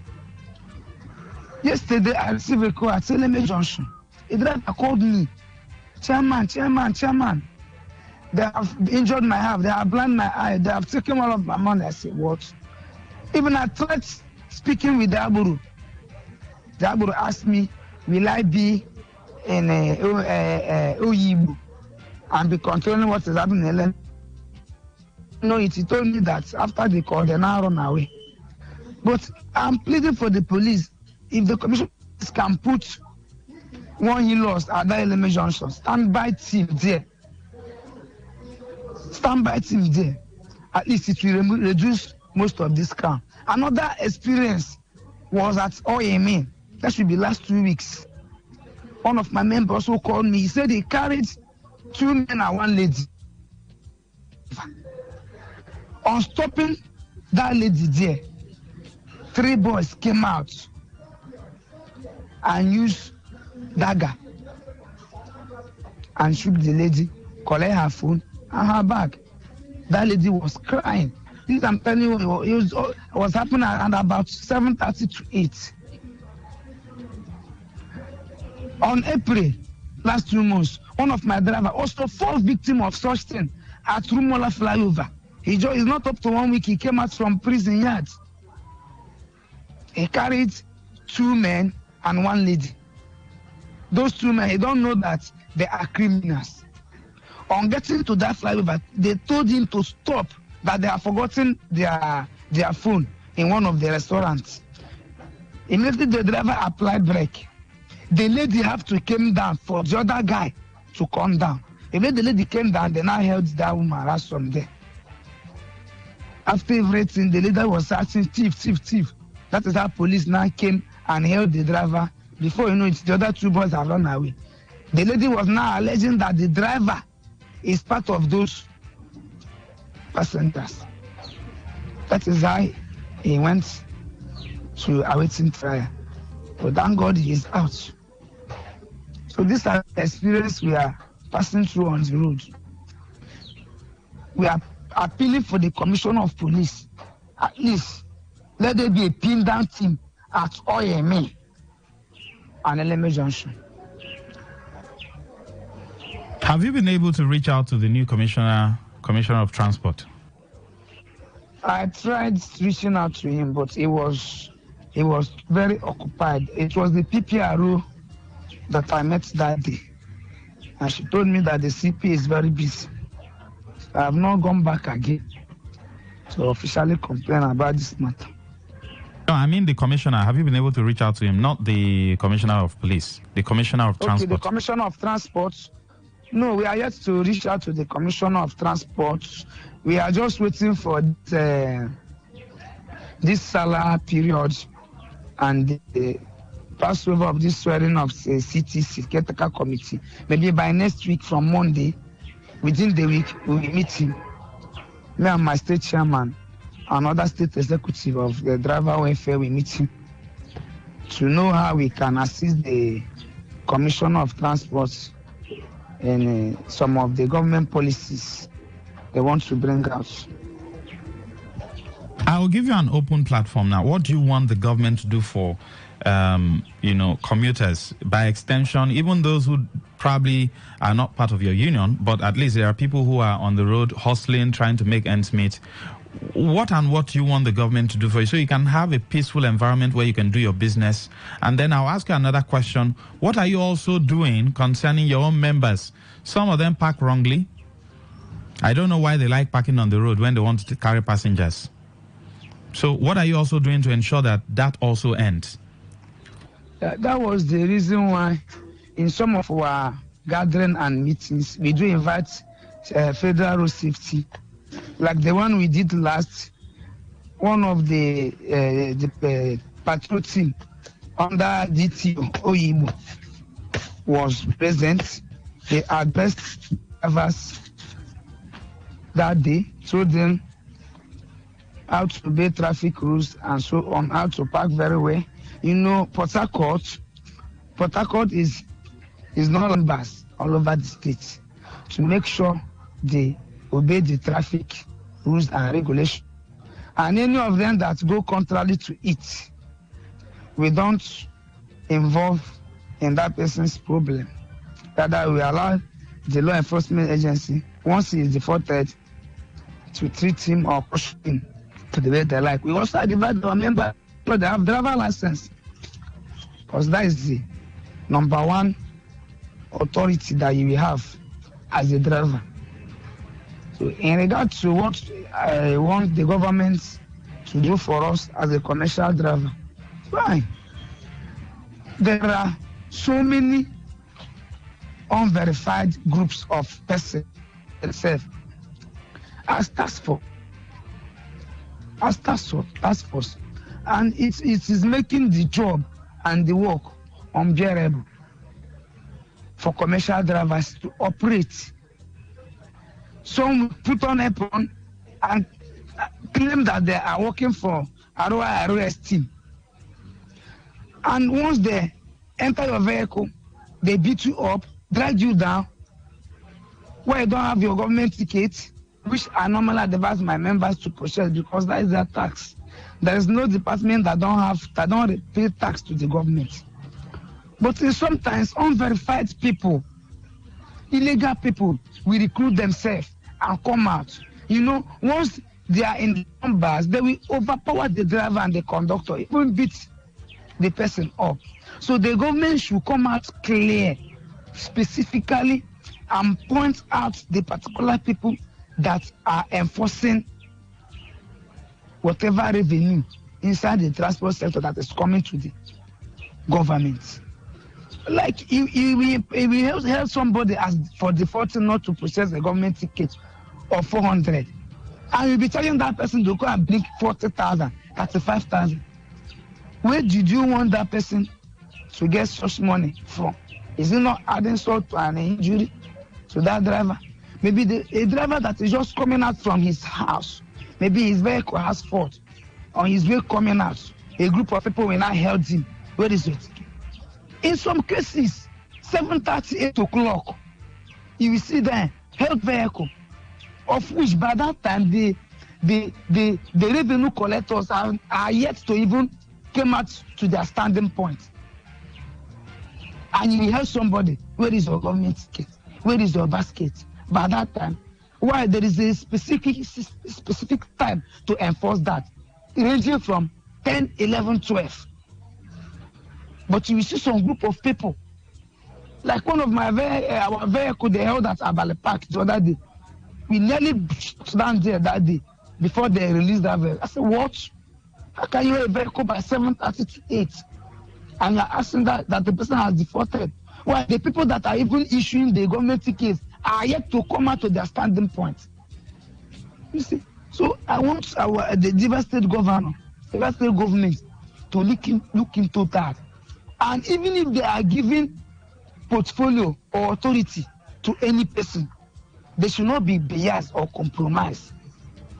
Reason because once you give out an authority to an opposition, maybe like we have driver welfare, we have urban driver, we have national union, we have NATO.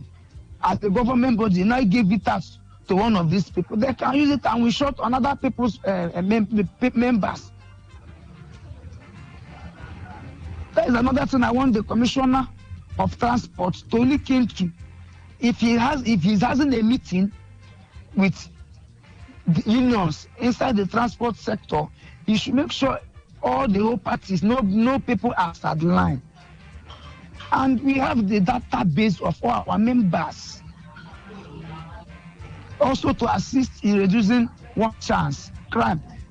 Like if you come to our office, you will see different types of forgetting loads. Some will call and come and collect their load. Some might not come. If you come to our office, you will see many kinds of loads there. So that's the benefit, and that is the main ways we can assist the government inside the transport industry. I want to also appeal for the government to give us a bus stop at Romola. We have a former bus stop at that before that rest park. It was under the construction of this flyover that the government it. Like somewhere like MTN, if you are coming from Eleme Junction, there is no bus stop there. Sometimes you cannot go to Rumukurushi where there is bus stop and drop somebody that wants to stop at MTN. But in some cases, some people use it as an advantage to hold any commercial vehicle there. So in all these specific junction, if there can be bus stop there, fine.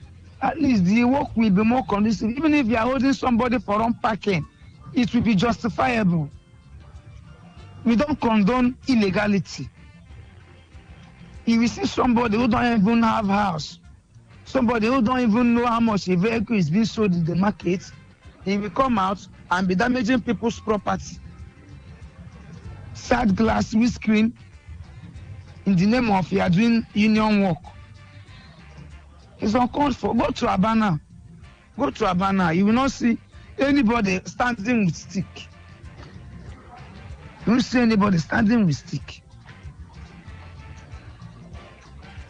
So you're asking the government to clear these boys who actually harass commuters on the road? Yes, starting from LMA Junction till the Lagos bus stop. Lagos bus stop is even the worst. Lagos bus stop. And most of these touts, most of them, when you arrest them, who are you working for? And you say they are national union. Call your Oga, you won't see Oga. You won't see Oga. And most of them attack our members, attack our vehicles, which is even against our matter that is in court. Why? And we don't want to be confrontational with them. It's not that we don't have voice, but we are civil. We are civil. If we have to follow them the way they follow us, there may be a breakdown of law. So we are also appealing for the law enforcement agency to make sure that they enforce the law against national union. They are putting our people at Lagos Mile 1 day, sleepless night. Even the DPO, when I called him last, he said he is tired of all this, though. He's tired of all this. You see, when a competent court of jurisdiction has said, you operate without interference, why will other people will still be infringing of someone's movement? That person must possess your union ticket, which that person is not belong. It's uncalled for. Let me ask you, Ezani, why is the transport fare high? Why is it high? Come again, sir. Why is the transport fare high? Sir, the truth of the matter is that sometimes when such questions come, I do laugh. It amuses me, because currently in this country, there is nothing you buy today that the price will remain the same tomorrow. Not only in transport industry, but sometimes it looks as if it is only transport industry that their fare is high. Okay, imagine a liter of fuel is 800 naira. 800. A liter of fuel we normally buy 6,500 naira. When it was 200, we even cried and tried to protest. Now it's 800 naira. When you get like 10 liters or 15 liters, that will take you one trip. Then how much will you charge that person? At the end, how much will you give the vehicle owner? Okay, look at the market price of a vehicle in the market. This short minibus is about 3.something million. Then Hello 300 is 6 million. You see? Okay, pass now. The hydraulic we normally buy 200. It's now 2,000. Brake pad we normally buy 1.5, 1.2. It's now 4,000. So sometimes it amuses me if such question is being asked. We as the commercial drivers, we do also have that remorse where passengers are, because all of us are suffering in it. We are part and parcel of the price. I'm not happy purchasing for a little fuel for 800. Even you, my brother, you have a car. You know what it takes out from you to buy a liter of fuel that will take you to your office and come back. Then how much are you earning as a monthly salary? Okay, imagine a basin of Gary now. A basin of Gary now is 6,000. Is it what it was before? Oh. So that's custard, not basin. Basin is 20-something thousand. Hello? Yes, Christopher Ezani. I said a basin is 20-something thousand. It's the custard that is around 6,000. Okay, you imagine. Well, custard before now was 300 naira. So we are just in a, I don't know how to put it. We are just praying for the inflation to come down. Honestly, we are just praying, because it will reduce all this cost, all this agitation. It will reduce it. All right. Thank you very much, Christopher Ezani. We appreciate you. Thank you, my brother. Welcome. All right, so that's it. Feel free to join the conversation. When and where can all these issues be resolved for commuters, for commercial drivers? Because at the end of the day, it falls back on the passengers. From Ozoba via bus from Choba to Mile 3. I remember when we were paying 100 naira, 150, at most 200. Now, it's around how much? 600 or 700? About 700. Taxi within that range also. So feel free to join the conversation. Yes, good afternoon. Oh, we lost that call. Good afternoon.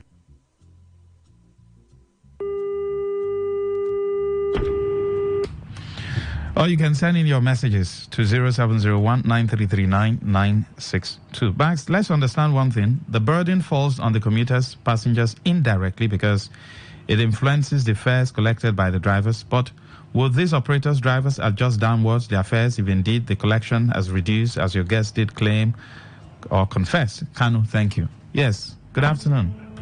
Good afternoon, Maxwell. Welcome, go ahead. Austin calling from Port Harcourt. Yes, please. The Maxwell, the drivers, they are trying for my own this thing because the way those guys are saying on the road, more especially I come out water lines. Immediately they drop for water lines. 5 guys, 6 guys. And the other day, I want to come out say something the next point. I can't ask myself, is government, River State government, is it they approve those guys to be working for them? The Abru, let's leave police apart. The police are normally 100 naira. But this one, you just carry one person. 4 or 5 people will hold your door. And when you don't open your door and collect your cover, it's too much now. Eh? These drivers, they are trying. For me, I'm not a driver, they are trying. This is too much. In River State, I can't ask myself, what thing they happen for this country, this state? Now, empowerment, now the structure where our former governor tell us they bid for River State. Now, the part of the structure for able to stop drivers anyhow for River State. It's too much. This structure, when I don't want that. Make them be make people a new structure for us. It's too much. Thank you, brother. Thank you very much. Good afternoon. Yes, good afternoon. Welcome. Go ahead. Hello. Oh, I heard Wellington. Your line is breaking. Wellington, what's happening to your line these days now? Did you commit any sin against the network providers? Good afternoon. Welcome. Well, good afternoon. Yes, go ahead, sir. Good afternoon to your guest. I'm Tony. Yes, please. First of all, your guest wanted to give a bad example, and he used Abia State or Aba. I think that is around the perception because Aba is not like that. If it was like that, maybe it was maybe like last year or 2 years ago. So Aba is well organized now. Here. No, that's what he said. He said, he wasn't giving a bad example. He said that you won't see anybody with stick in Aba. That's what he actually said. Yeah, before then, he was talking about indiscriminate driving. He now used Aba as an example. Now, that is one. Secondly, you see, for me, I would say that this current government should bring back marriage. This government should bring back marriage. And if they bring back marriage, trust me, there will be order, there will be law, and there will be structure on ground for drivers to follow. And if you ask him there, will he want that to happen? I guess his answer would be no. Why? Because they know that if there is an order, if there is a structure that is not backed by police, because when Sinari was there, it was not police that was following them. But when you see police following a group of boys, drivers will love to parley with the boys and the police, and they will now bypass and do what they want to do. You know, I use commercial drivers. Commercial vehicles a lot. They don't obey traffic. The traffic to them is like Christmas lights. The one at Location Junction, the one at Rumokuta Junction, the one at Rumola Junction. If you are coming from Bori Camp, they don't obey traffic. They don't. Why? And you always see police stationed there. Even with the police, they will pass. But let's see be there. that drivers union welfare, we hate that Tumaris should be at that place. For police, oh, why not? That is the good. I mean, you see, these drivers and police, they have very good relationship. They're like sweet husband and wife. They're not coming in between them. So if the government can bring back Tumaris, I think we have order. Traffic laws will be obeyed because we have seen it happen in this Port Harcourt. Maybe with the copy from Oyibo land. We don't see it happen. Thank you, sir. Thank you very much, sir. Good afternoon. All right, send in your messages to 0701-9339-962. How can we create that order? Bring back that serene environment so that commuters can do their jobs. The passengers will also, use the vehicles. There won't be issues. How can we have that serene environment? Good afternoon. Welcome. My brother, good afternoon. Yes, go ahead, sir. You see, me also, I use a commercial driver, but the last they hold me, I deal with them very well at Rumokuta. That's Rumokuta Gas. You see, one thing I don't like is, you see, what the last man, what he just said, now you don't leave what you ask him, and we are talking on another thing. Now we are talking about the boys who is behaving on the road. Now, you want to set Tumaris, where Tumaris will come and they hold a commercial vehicle and be telling somebody to pay 100,000, 50,000, 1 million. Where will the commercial driver get it? So we are talking of the boys disturbing on the way. So what will the Tumaris want to do and be calling that kind of amount? If you can set Tumaris, there is no problem. I set Tumaris that if a commercial driver is going on the way, you just okay, 2,000. 3,000. It will give you only 1.5. But they will come and you will start calling money that you will exchange in dollars. So how will that country come and stay with that kind of money? So that's why you see him dodging about saying the boys will not like police.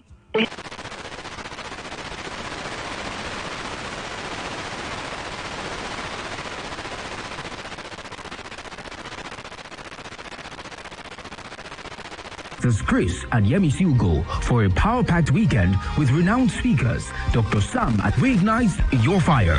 Join Pastors Chris. This is Today 95.1 FM, Port Harcourt, voice of the people. This is Today 95.1 FM, Port Harcourt, voice of the people. This is Today 95.1 FM, Port Harcourt, voice of the people.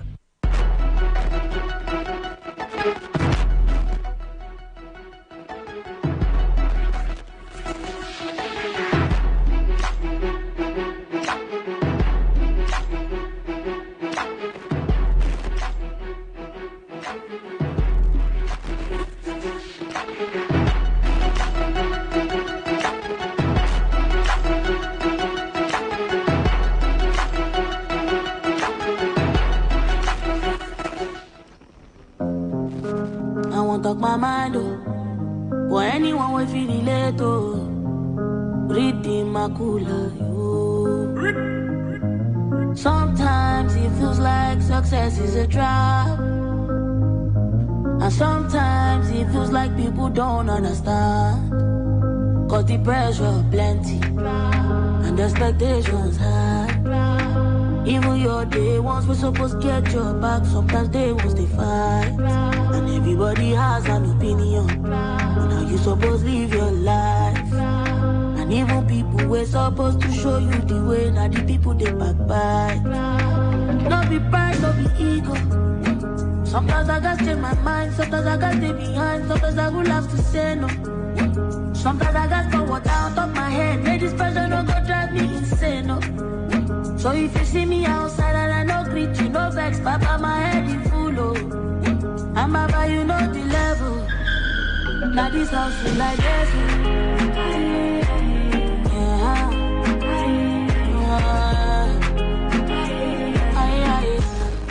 Okay, all right. All you need to know about this one is that 95.1 FM. Such a unique diet. Feeling like your impact is running on fumes? Refuel Conference 2024 reignites your fire. Join Pastors Chris and Yemi Siugo for a power-packed weekend with renowned speakers Dr. Sam Adeyemi and Pastor Tola Udutola. Ignite your influence. Become a culture shaper. Friday, June 21st, 5:30 p.m. and Saturday, June 22nd, 10 a.m. at the King's Assembly, 58 Tombia Road, GRA Phase 3, Port Harcourt. Sunday services at the King's Assembly, 58 Tombia Road, GRA Phase 3, Port Harcourt, and number 1 Stadium Road, Port Harcourt, 7 a.m., 8:45 a.m. and 10:30 a.m. Can't make it in person? Join us online at TKA Community on all socials.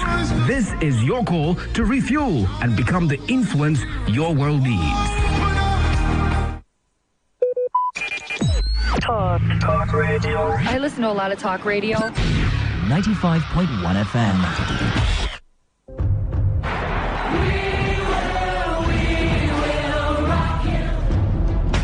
This is what we've waited for. The showdown.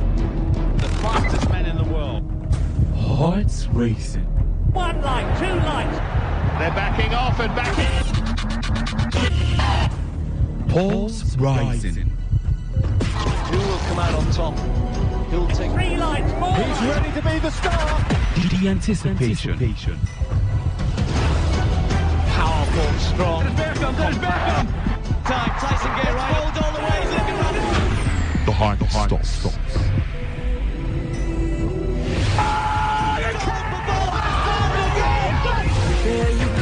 Catch the sports game on Sports Attack Mondays through Fridays, 6:30 a.m. and Today's Sport Live, 3 to 4 p.m. and also on the weekends, 1 to 6 p.m. Only on your premium sports radio. Today, 95.1 FM. I wanna take you away. My name is Gianni Infantino, FIFA president. For the best of sports, always listen to Today Sports Live on Today 95.1 FM, Port Harcourt. Hello, my name is Kanu Wanko, aka Papilo. For the latest and trending sports stories, always listen to Today Sports Live on Today 95.1 FM, Port Harcourt.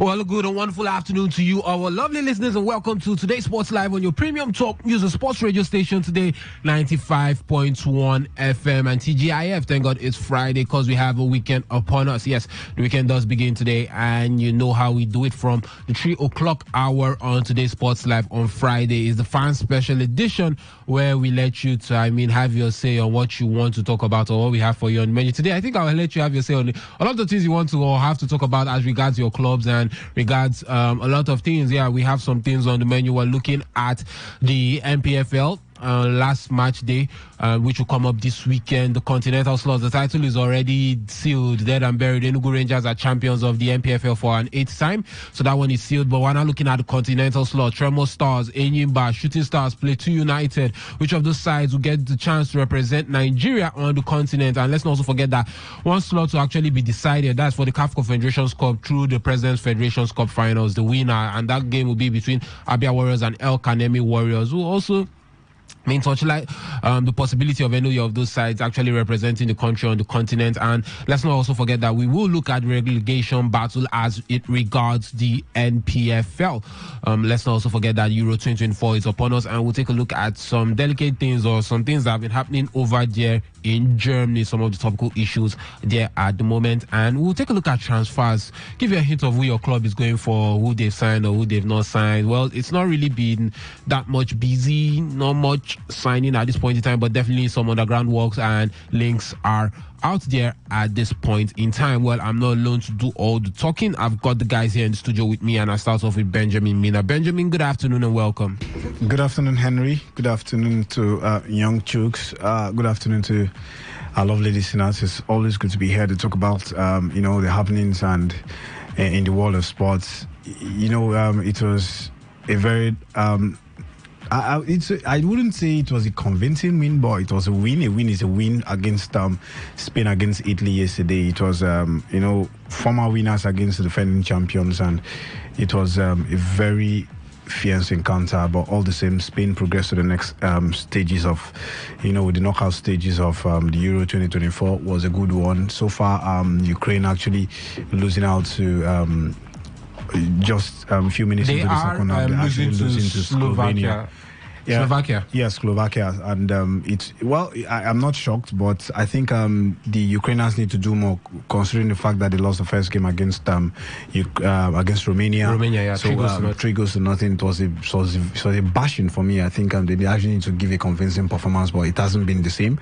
But all the same, welcome to today's Sports Live, and the Friday edition is going to be bumper packed. Yeah, grateful to have you here with us, Benjamin. I've also got Young Chooks Chukwuzite with me. Young Chooks, good afternoon and welcome. Good afternoon. Good afternoon, my colleague in the studio, Benjamin. Good afternoon to Port Harcourt City. It's great to be here talking football entirely. Where we have the AFM, we have the athletics, but you're more concentrated on the football edition, and most times you have the European competition as Euros 2024. Yeah, surprising result all over the place. Belgium, Portugal making it too hard for themselves to win. Then Spain and Italy. Yeah, Italy is a big name in the world of football. To come national team, the winners of the 2020 European Championship, and the defensive abilities of them always do that.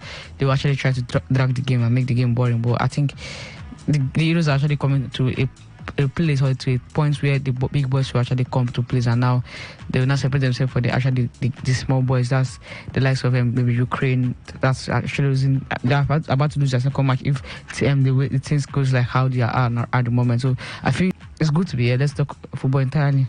Yes, we are here to talk about football, and like I did mention, today's show is going to be very interactive, as is the fan special edition, as the phone lines will be open for you to actually call in to share your thoughts, and SMS and WhatsApp portal is also there for you to send your thoughts to, and they will be read as the show does progress. For the SMS and WhatsApp portal, the number is 0701 933 9962, 0701 933 9962, and for the phone lines it is 0817 0000951, 0817 0000951, and 0810 9510 951, 0810 9510 951. Phone lines will be open during the show for you to call in and give your thoughts. And on that note, I say take a seat, fasten your seatbelts, and let's get this show on the road.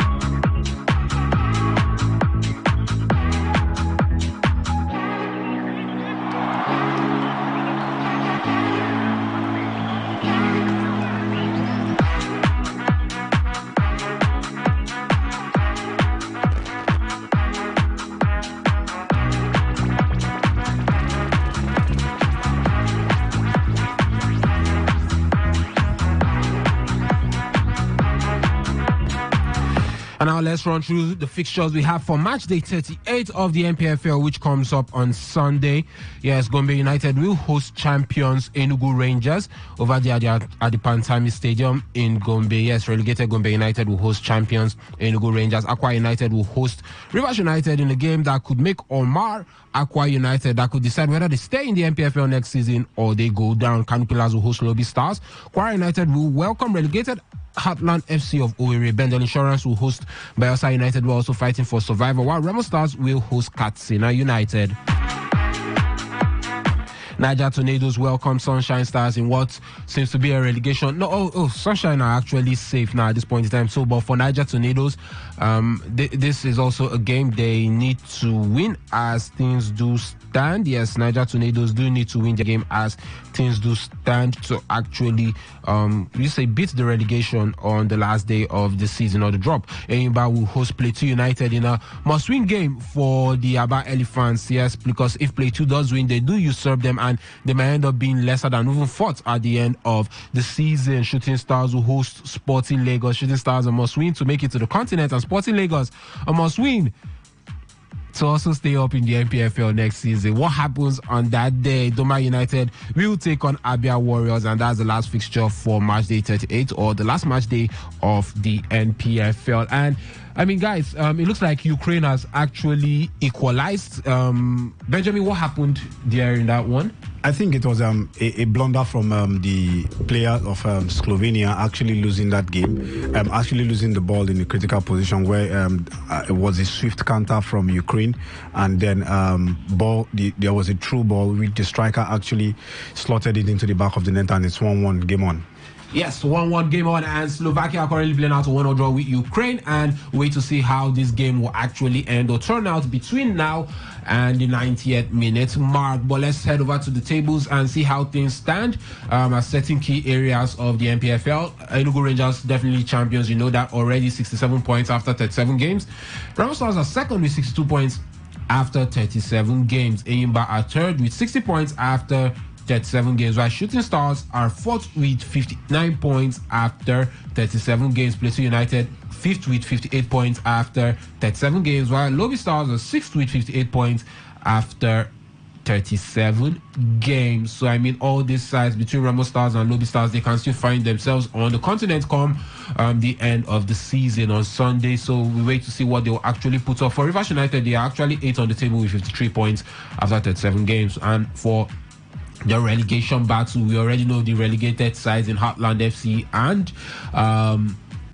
Gombe United. Yes, Heartland FC and Gombe United. Heartland with 38, Gombe United with 25 points with 19th and 20th position respectively. Now, those who are fighting to stay up on the last day of the season, we do have Kano Pillars in 12th with 49 points.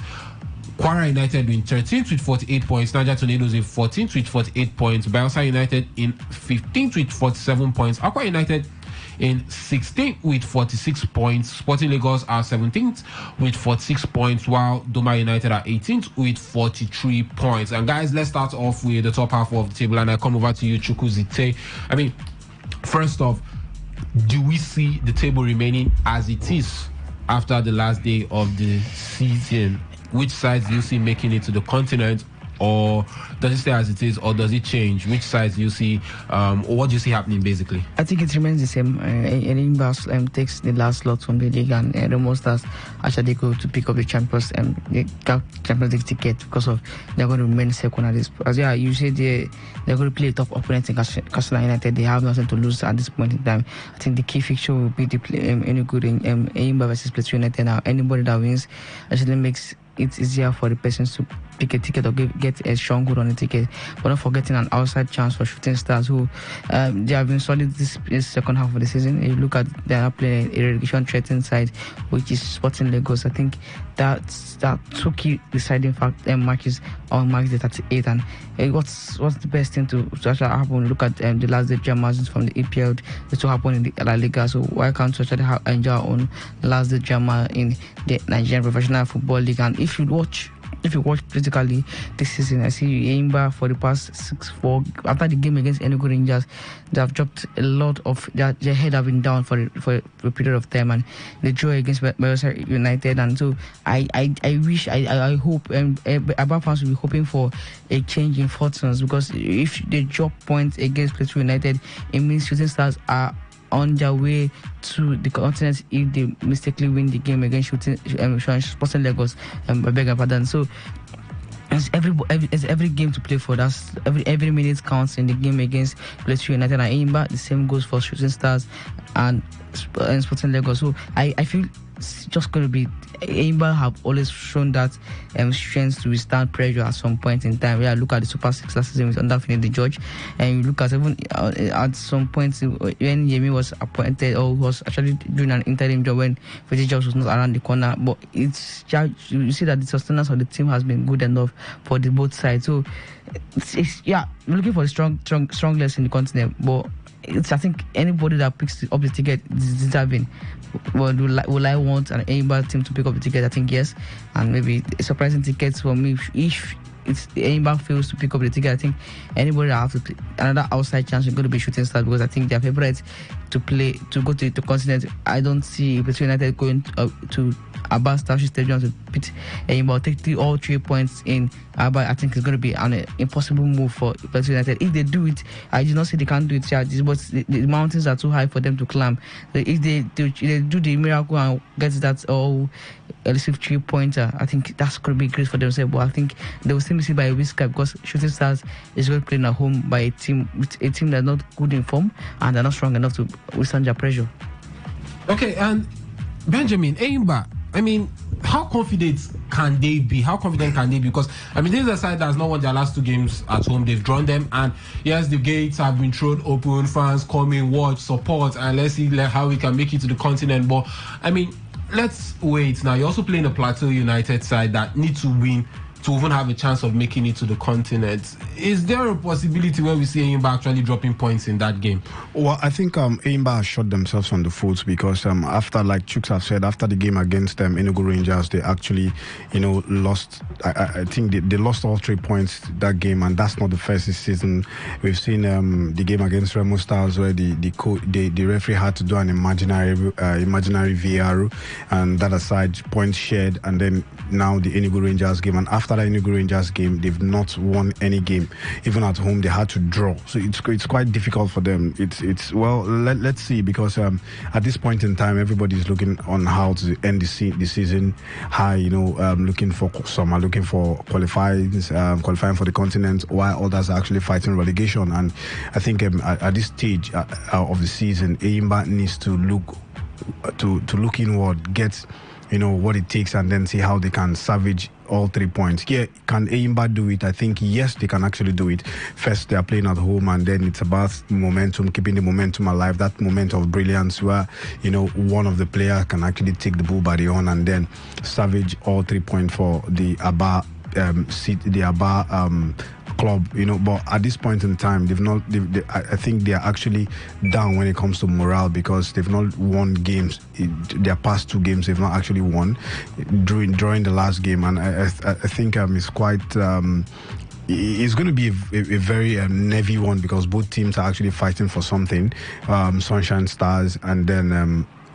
Plateau United actually, and against Enyimba are actually fighting for that slot. If the Enugu Rangers game, Enyimba did not, do what they had to do, I think they should have been sharing the spoils in that game, and it could have, put them in a position where they don't have to start being nervous at this point in time. But deed has been done. I hope they learn their lesson. But for me, I think Enyimba could win that game. They can go on to win that game since they're playing at home, and how we've seen how difficult it is for players for teams to actually go to Aba and then see how and get points. But let's hope and see that they win the game. But for Plateau United, I think they can actually go there and then get a draw, because at this point in time, Enyimba's morale is actually down. They've not won the game, and winning when you win a game, it brings your morale up, and then see how you can actually go to the next game and then grind that result. But at this point in time, Enyimba will be very nervous playing at home, because of the caliber of opponent they're playing. Secondly, going by their form. but at the end of the day, I see them getting that needed 3 points. And guys, the relegation battle, who goes down for you? Doma United 43, Sporting Lagos 46 points, and they sit in 18th and 17th position respectively. The last two slots for whoever gets to go down. Aqua United are also there with 46 points, same with Sporting Lagos. Bayelsa United have 47, Niger Tornadoes have 48, Kwara United have 48 as well, and Kano Pillars have 49. Who goes down for you guys? And Chooks, I start with you. Okay, for me, I think it's Duma and Dustin, Don and Dustin for Duma United. I think them losing their schedule match against Sunshine Stars was one that nailed the on their head, and I think it was most likely that if they have won their last two games at home, and then that would have been the outside chance for them to survive. But now, I think with the minus 16 goal difference, that's too much against a team who they're going to play. I think they're going to play an Abia Warriors team, so that's a very tough team. I don't think they'll put past 5 goals against an Abia Warriors team. So looking at the game, they have a tough side. So for me, I think it's just meaning the Sporting Lagos and Aqua United and Bayelsa United, which team will go down. And I think Aqua United, for me, Elias have always been that backbone of Aqua United. I think he deserves to be praised because he has never given up on that Aqua United team. He just had that mojo and had that confidence that they will not be relegated. And I think it's time for me to not back him at this point in time. Looking at Bayelsa United, and they did a very good job picking points away from home, like at Eyimba, but they were playing. I think they were playing away to Bender Nationals this time. And that's another big task for them to go away from home. What they needed is a draw. I think a draw will make them survive if Sporting Lagos still loses their match. That's for Aqua United. Definitely. But I think Bayelsa has 47 points. Yeah, but I think Aqua United is most likely they're going to be safe. I don't think I'll put them in the same bracket with the likes of Bayelsa United and Sporting Lagos. So for me, this fight is between Bayelsa United and Sporting Lagos. The Cameroon comes on. Aqua United will win their game at home against what's the team? Rivers United. No matter what, Rivers United, they have a threat. Rivers United is a big team, but going away from home, they have not shown that they are good enough to cement their own ground and place their own sense. Lagos, the Pelda. So for me, it's the same team I've called always Sporting Lagos for the banter. Or for the love of the what Sporting Lagos has brought to the MPFL, I want them to stay. But football does not use emotions, so they don't use emotions to play football. So it's who wants it more that will win, and that's a cracker for Sporting Lagos. Now they're playing against Shooting Stars, who is also fighting for something, and that's the wrongest time to play any team. So it's a difficult call, but I think I'm done with my. The last three is already Goma United, Heartland, and Doma United for me, but the last one will be slightly difficult for me to pick up at this point because now Bayelsa United has to go away from home against the Bender Nationals, who we want to solidify their last game of the season at home with a win or even a draw. They don't want to lose all the game entirely, and Aqua United facing the game a big side like Rivers United, even though they are not being good enough away from home, does not make them not big enough to record an MPFI proper team. The same goes for Sporting Lagos. They have to travel to shoot. I think that's Akure, I think yes, that's Akure against the Shooting Stars that wants to qualify for the CAF competitions. Deciding factors are a lot. I think the match day 38 will give us a lot of key moments, and I think we'll enjoy it on coming Sunday. Definitely, it does promise to be exciting as it regards the MPFL and Match Day 38 champions. Rangers are champions. We are talking about continental football. Which sides do get to participate on the continent? You have Remo Stars, Eyimba, Shooting Stars, Plateau United, and also Lobby Stars also having an eye on those continental slots and who gets to go down as it regards the MPFL next match day or this weekend. That is on Sunday 23rd June. Keep a date with us and we will give you updates as regards what is going to happen on Sunday. Guys, Euro 2024 is actually here. We're in match day 2 and this is day 3 of match day 2. And let's start off with England. Guys, just in one word, each of you describe England's performance so far in these Euros. Detestable. Very boring team. Benjamin. I'm still trying to look for a word. You're lost for words. Yeah, actually. But not in a good way. Speechless. That's how you make me feel. I think, the most important thing is the performance is not very convincing, but the most important thing is they've got 4 points and they can still qualify. I think this is a team that can actually get better, as you progress. And it is still a team that can get knocked out in the next round of the tournament. So it's about you looking at your performance and see how you can, put up a convincing performance. But we've seen England over the years, where they can be playing boring football and still be getting that result and still be qualifying and advancing. But I think this Euro has actually exposed the lapses in that team. Not a very good performance for me, but like I said earlier, the result is what is the most important thing in a football game. You've had your first game 1-0, even if it's not very convincing. But I felt that first game, it's about how physical the Serbian team is, and then now they played the second game, and it wasn't a convincing performance for me. I think Gareth Southgate really needs to look in and then see how he can bring more creativity, look at players that can actually unlock the defense of your opponent and get a very, and get that 3 point. That's what matters. But because we keep saying this is the time for England, and we've been saying it over the years, this is the time. Even the young man, the man himself, the manager, Gareth Southgate, has said, if England doesn't get to win this, I think he might likely call it time up with the Three Lions. But you just need to look for a way to win it. But for me, they've qualified for the next round, and let's hope that the performance get better. They've not yet qualified, actually. They needed to win Denmark yesterday to qualify. To get to 6 points. But mathematically, you look at it, technically they've qualified. 4 points can qualify you,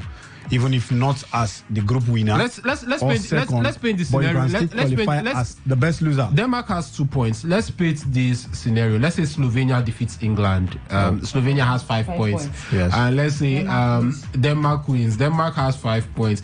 England's best chances of qualifying, which they will most likely qualify with 4 points, is as best losers. That's what I'm saying. So technically they've qualified. It might not be as the group winner, might not be as runner-up in the group, but might likely be as the best loser. But for me, we've seen teams qualify as the best loser and then come to win tournaments. I'm not saying England is going to win it, but I think I'm just based on the performance. Possibly they could get better as time goes on. But this is a cup competition. You're guaranteed just 3 games. What's the tendency that you don't get better and then you get knocked out? But at the same time, they can be knocked out, but I think they just need to get better as time goes on in the tournament. Yeah, definitely. We weren't impressed by what we saw in those first 2 games, and there's the talk of the midfield. I mean, why is Trent being used as a midfielder? Why isn't he playing Conor Gallagher? Why isn't Cole Palmer getting to play or start? It's looked flat that Trent hasn't been the best.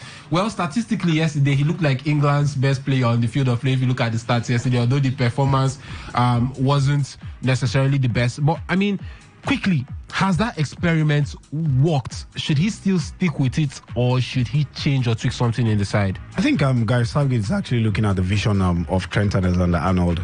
For me, he's looking at the vision. The man can actually give those long passes and thread those balls in the pockets, in those little pockets of space. And then hopefully he has tried it in the first game. Not really a decent performance in the first game, but statistically he looks decent. And then the second game, not very decent in our eyes, but you look at the statistics again. So I think these managers most of them actually look at statistics. And we've seen Gareth Southgate, if he has, if you're his man, or is he. Well, Benjamin, just with that thought, we have a commercial to go for. When we do come back, we'll actually look into that very well before we actually get to talk about transfers and actually head into the phone lines. Do not go anywhere. Today Sports Live will make a quick return after this short commercial, and we will also give you an octopus where we give you predictions as regards your betting tips or you punters.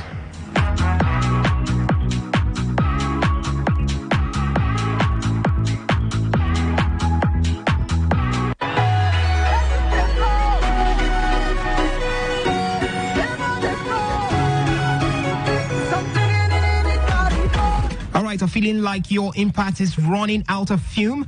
Refuel Conference 2024 reignites your fire. Join Pastors Chris and Yemisi Ugo for a power-packed weekend with renowned speaker Dr. Sam Adeyemi and Pastor Tola Odutola. Ignite your influence. Become a culture shaper. Friday, June 21st, 5:30 p.m. and Saturday, June 22nd, 10 a.m. at the King's Assembly, 58 Tombia Road, GRA Phase 3, Port Harcourt. Sunday service at the King's Assembly, 58 Tombia Road, GRA Phase 3, Port Harcourt, and 1 Stadium Road, Port Harcourt, by 7 a.m., 8:45 a.m., and 10:30 a.m. If you can't make it in person, do join us online at TKA Community on all socials. This is your call to refuel and become the influence your world needs.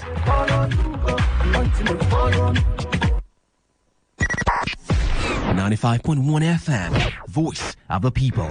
And we're back.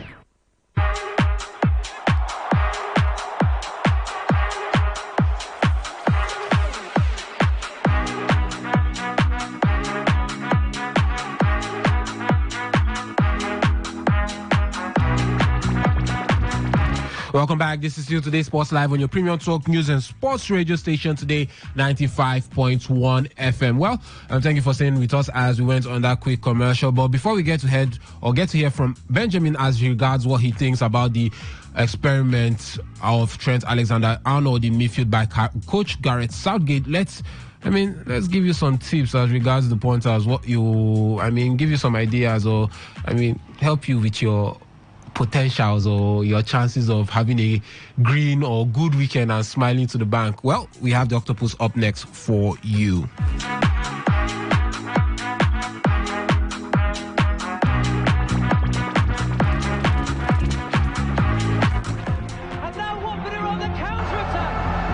Every day, they enjoy the banter. Relieve that energy. Feel the pain and get drawn in the ecstasy of our club's victory. But wait, there is more to cheer in. Reward your passion with sizzling tips, salt, and betting odds. Join us on The Octopus every Friday at 3:30 p.m. on Today 95.1 FM. The Octopus, the home of smart tips and stars.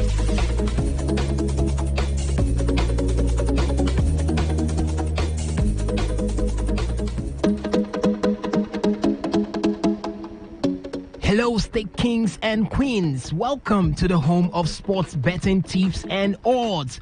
It is the Octopus, where we hit you with amazing thrills that will point you to winning big for the games you love. You definitely would not lose again, only if you stick around. Let's get down to business. It is the off-season, but action still continues in Europe with the Euros 2024. Let's take a look at our best tips and picks for the matches in the Euros this weekend. Today we'll see 3 matches in Group D and E. Poland will take on Austria. Austria have won 6 of their last 8 games with 52% possession against France in the opener. The Poles gave a good account of themselves as a formidable force. Poland, on the other hand, have had a poor scoring form with just 10 goals in the Euros 2024 qualifying. With all these, expect an Austria win with an odd of 2.07. To play safe, you could go for an Austria win or draw with an odd of 1.28. Today we'll also see the big one between the Netherlands and favourites France. Netherlands averaging a 2.3 goals from 6.1 shots on goal and 15.7 attempts in their last 10 games.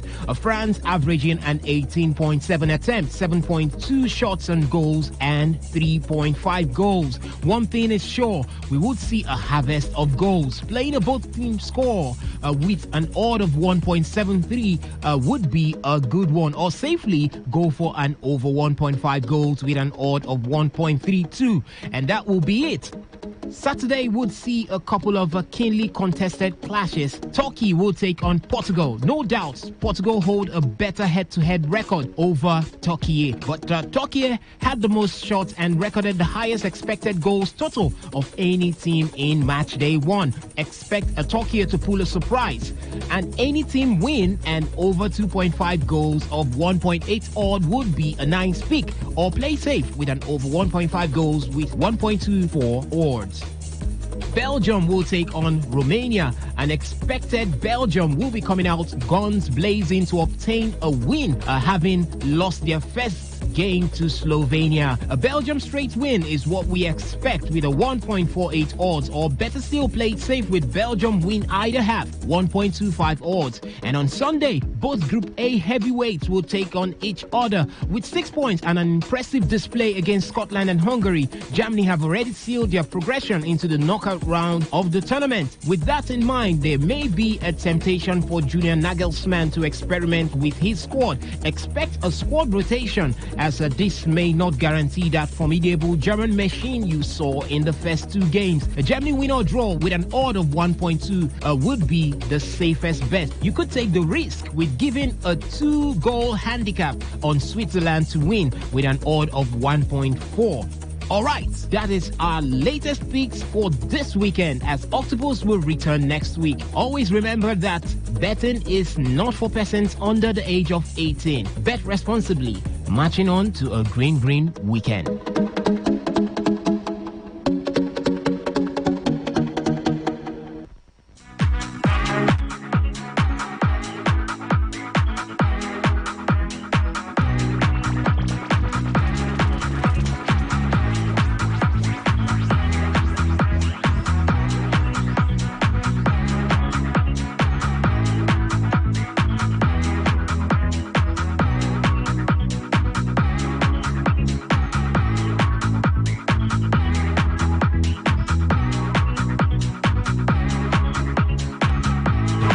Yes, thank you for staying with us as we did give you your betting tips for the weekend, as it was the Octopus. Yes, so now, Benjamin, let's head over to you and continue talking about the experiment from Gareth Southgate as regards the English national side and playing Trent Alexander-Arnold in midfield. Yes, statistically, like I did mention, he was the best midfielder on the field of play, but I mean, you have to look at the composure, and Ukraine has turned it around. That was a goal, very nice goal. They were actually, before the game, they were actually known for turning the games around, but, you know, they couldn't turn it against the Romanian side. But they were outplayed. Yes, they were actually outplayed. Today, they have actually taken the lead, coming back from a goal down, and now they are 2-1 winners. 79 minutes on the clock, game on for Ukraine. Yes, they are definitely leading Slovakia there by 2-1. And can they see this one out? And you have to say, what a lovely pass. And that was pass. That's the goal was caught by that pass, because there was no need of you doing too much again. I think they take down from number 9 of Ukraine, and you look at how they have been able to be pressing forward after they took that, after they equalized the game. So I feel this is what Heroes will give you. See, all these expected tricks and flickery of every game that comes. He has a lot of expectation on the team. Ukraine has given us 3 games and 3 goals, and Spain, Italy, they didn't give us much goals, but we saw a lot of tryouts. They hit the bar. We have look at the take-ons from the both wingers, from Yamin Lamal and Nico Williams. So I think every game has its own, I think, let's say, experience or expectations. I think this is what we will see from the Euros and going forward. Okay, yes. So Ukraine have taken the lead in that game, and we will actually get the name of the goal scorer for you. But Benjamin, down to you and your take on the experiment. Well, I think like I was saying earlier, Gareth Southgate is that manager that when he has faith in you, he'd want to keep you. Just like we've seen what he has done for Harry Maguire. Even when Harry Maguire wasn't playing in the shirt of Manchester United, he still has a way of including him in the national setup, and the man gets to put on a good performance. Most times not very convincing performance. But as for Trent Alexander-Arnold, I think the man has brought him into the team as a midfielder. When he named the squad, he didn't name Arnold as a defender, but as a midfielder. And many Liverpool faithfuls have cried out for Jurgen Klopp, the former Liverpool boss, to play Arnold in that midfield setup. But one thing is, Arnold cannot give you that defensive shape in terms of the midfield, but man can score high for passes, and then, he can tread those balls into those little holes. Yes, statistically, the man has been very awesome in terms of statistics, but, watching the game, well, the manager knows what he wants. Hopefully, maybe Arnold is doing what the manager wants. We don't know, but see him starting the second game shows that possibly he's doing something that the manager wants, or maybe the manager does not have that faith in players like what's it called, the Chelsea guy called Palmer, or other players. Iberichi can actually play that position, but the truth is these players have been used as flank players in their various clubs in most cases. But I think it's about having faith in the players that you've known. It's about knowing that the devil I know is better than the angel I don't know. So, but I think going forward, the man needs to see how he can accommodate other players, and then possibly, because we've seen Gallagher do it this season in colours of Chelsea in that position. That is Gallagher's primary position, in as much as we could argue that Trent Alexander-Arnold has been a midfielder in his youth age, but this man has been a defender almost his entire professional career. So, bringing him into that midfield takes time for him to gel up, and then, but you've got a Gallagher that did it last season. Why don't you use a Gallagher? Well, it all depends on the coach. Like a certain coach will ask, are you the coach? No. So the coach he selects who he wants, and then he looks at what he wants. So hopefully Trent Alexander-Arnold is actually doing what the coach said, but in the eyes of the fans, I don't think that position actually favors him. Okay, and guys, quickly, who gets to win the Euro so far based on what you've seen? I know we've only gotten to see 1.5 match days, but who gets to win it for you quickly? I don't think anything is favorite for me under my eyes like this. I think that performance against Croatia, that's played by Spain, I think they're favorites. But others, I think they have been in not from Germany. Germany have not played let's say strong team in my own aspect, like my own eyes. Scotland can be beaten by a Spanish national team. Scotland can be beaten by, I think they're just around the corner. But yeah, them putting 5 goals is incredible. Then you saw the struggle again. Not struggle, sure. They had the possession against a Hungarian team. And look how Spain have played. They have played back-to-back big names. Going Croatia, 2018 World Cup finalist, in 2020 third place team. And you see that the progress. They played against Italy team, 2020 championship team. Winners. So I think it's a progress. They have played the big boys and they have kept it alive. Okay, Benjamin, for you, who? Well, I think the Spanish national team has gotten that pedigree to actually go there. It's a mixture of youth and experience, but for me, I think it's too early to start calling winners. But if I want to put any person that can get to the semi-finals or at least the finals, the Spanish national team is going to be there. Germany, they haven't really caught it up in terms of the bigger boys. They've not really played the bigger boys. And then you look at France, Portugal, they are still coming up. They've not really had that A game. Belgium lost their first game. So I think for now, the team that has been up there in terms of playing the big game, managing it and seeing out a victory is Spanish national team. And for me, I see them tipping them getting to the semi-finals or the finals of the tournament. Okay, well, wait to see how teams actually play out over there at Euro 2024 in Germany. Now let's run through some transfers for you. Well, Atletico Madrid have set the price tag for Barcelona.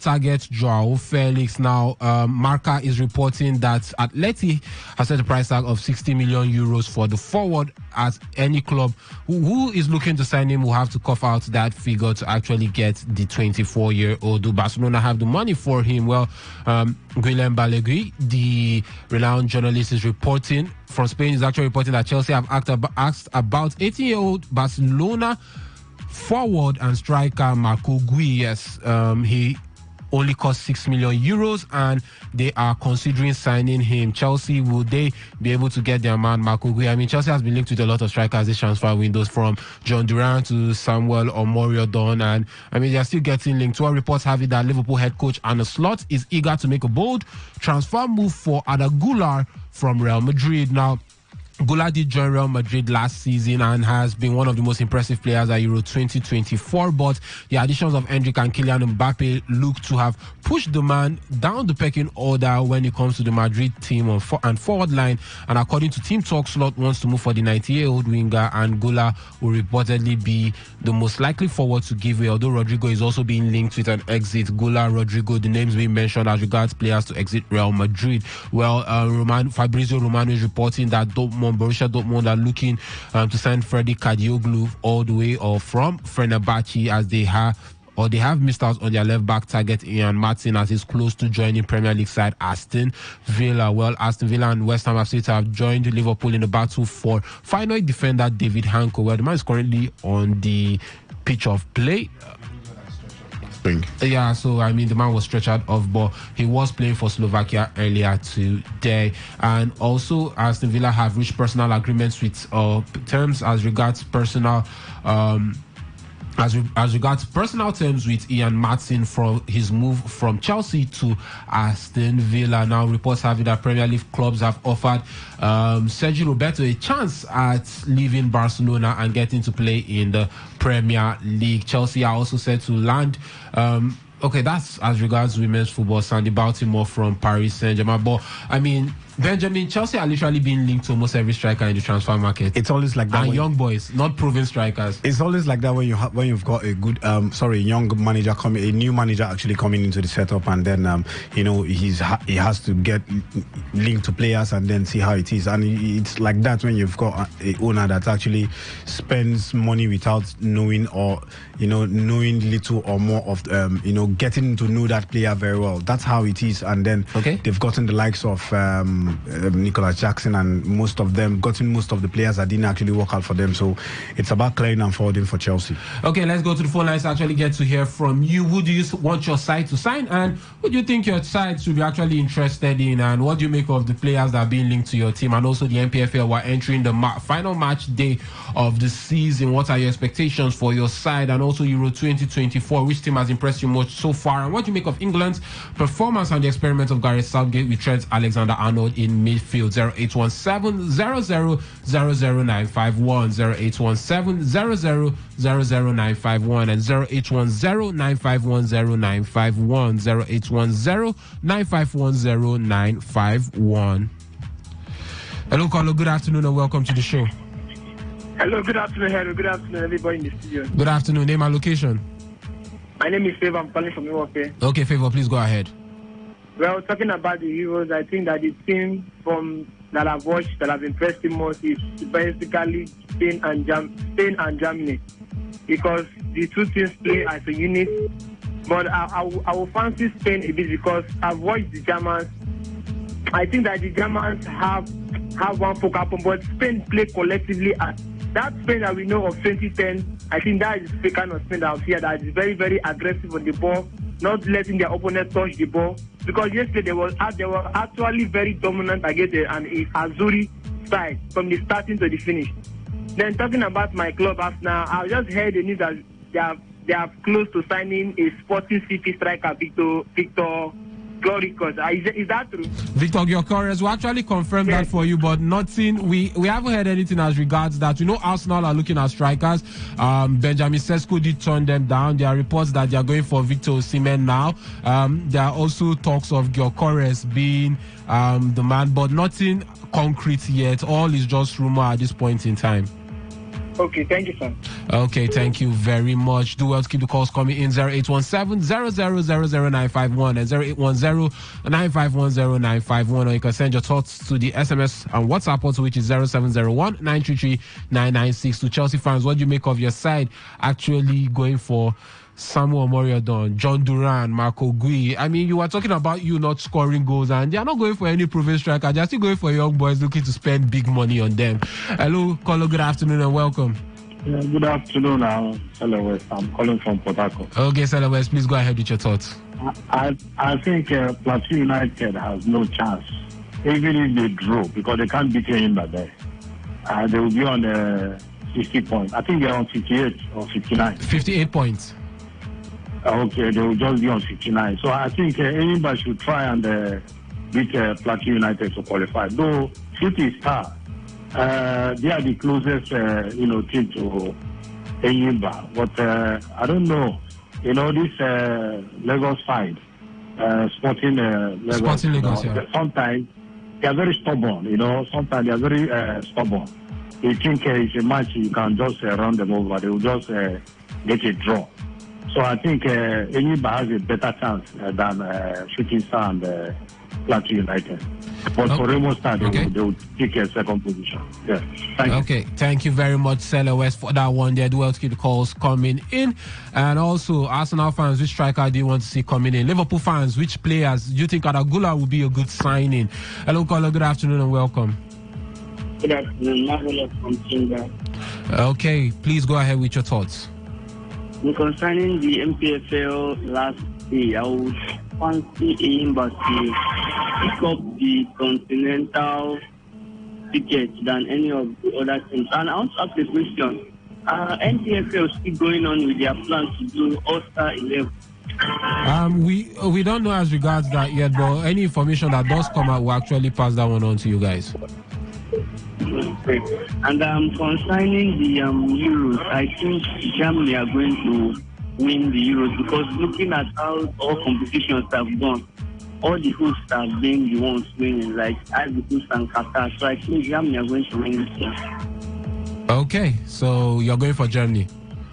Yes. Okay, thank you very much for that one. Dear Manchester United fans, your club has not signed anybody yet, but you're going for Jared Braithwaite, and you're saying, well, they could pull out if Everton still insist on the £70 million. There's also Lenny Euro being linked to Manchester United because, you guys need a centre-back. Victor Lindelof could leave to Fenerbahce. Also, let's look at the NPFL. What is your take as regards the relegation battle and also battle for continental places? And also, we could have one of Abia Warriors and El Kanemi represent us on the continent as they are both playing the finals of the President's Federations Cup. Hello, caller. Good afternoon and welcome. Good afternoon. Good afternoon. Walter, all the way from Aba Road. Walter calling from Aba Road. You are not talking of my never sign. Yes, you are every time you see there. Every time you see there. Nothing will happen. Nothing. They will not sign. At the end of the day, it will bring confusion with this guy with the touch more. He will bring confusion. But he will sign. He will just bring Evans to be at my. For me, that coach, now I say make that coach see the there. Talking about them in the second. So for this season, I don't know do anything. Anything hard to do anything. Now, then the way may will finish. Now, then the way may will finish. You never know if after one you still come back to my. You never know. Okay. So maybe you know what you do now. Thank you. Okay, thank you very much, Walter, with your thoughts there. Well, Fabrizio Romano is reporting that Juventus and Aston Villa are moving into the final stages of a swap deal for Douglas Luiz. Well, Enzo Barrenetxea and Samuel Ealing Jr.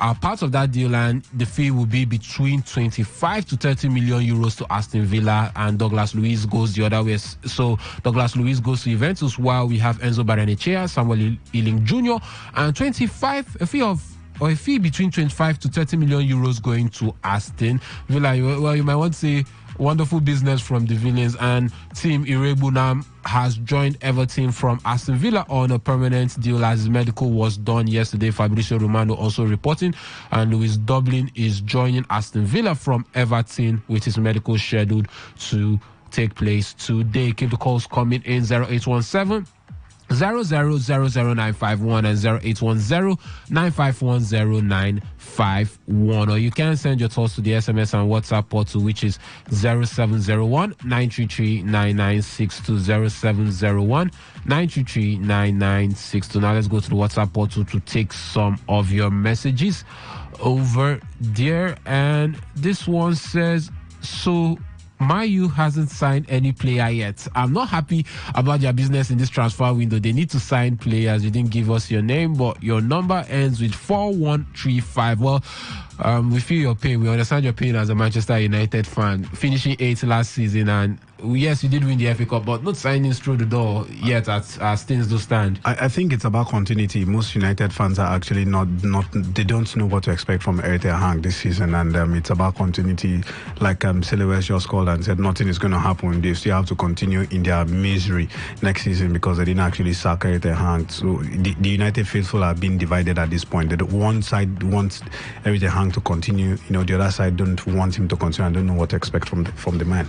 Okay, and this one says a very good evening. Today's Sports Live. One game, football without violence. Well, I would like my team Chelsea to sign nobody. We are okay with what we have. Nicolas Jackson will fire from all cylinders next season, and that's from Simply Goodness from Alakai. I don't think most Chelsea fans will share the same sentiment with you, Simply Goodness. And okay, this one definitely isn't for us. And let's go to the SMS portal, as this one says, greetings guys, has Osimhen's case been swept under the carpet?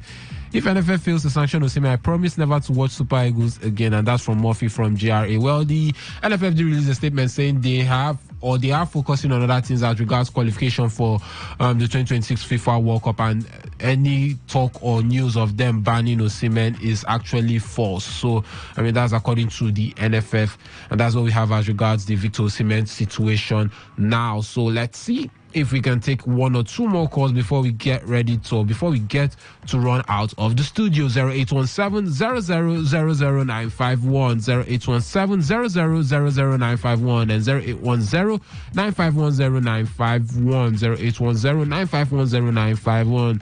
Cole Palmer is here to play these Euros. Should Gareth Southgate drop Trent Alexander-Arnold and put natural midfielders, tweak things, and put players that used to play in the midfield position in that English side? And do you see them going far? Your favourites for the Euros, and which team has excited you so far with what you've seen? And also, the NPFL is entering the final match day. Which sides do you see making it to the continent and getting relegated? And also, the players being linked to your team. Who do you want your team to sign? And which areas do you think your team actually needs to improve on going into next season's World Key? To call in and give your thoughts.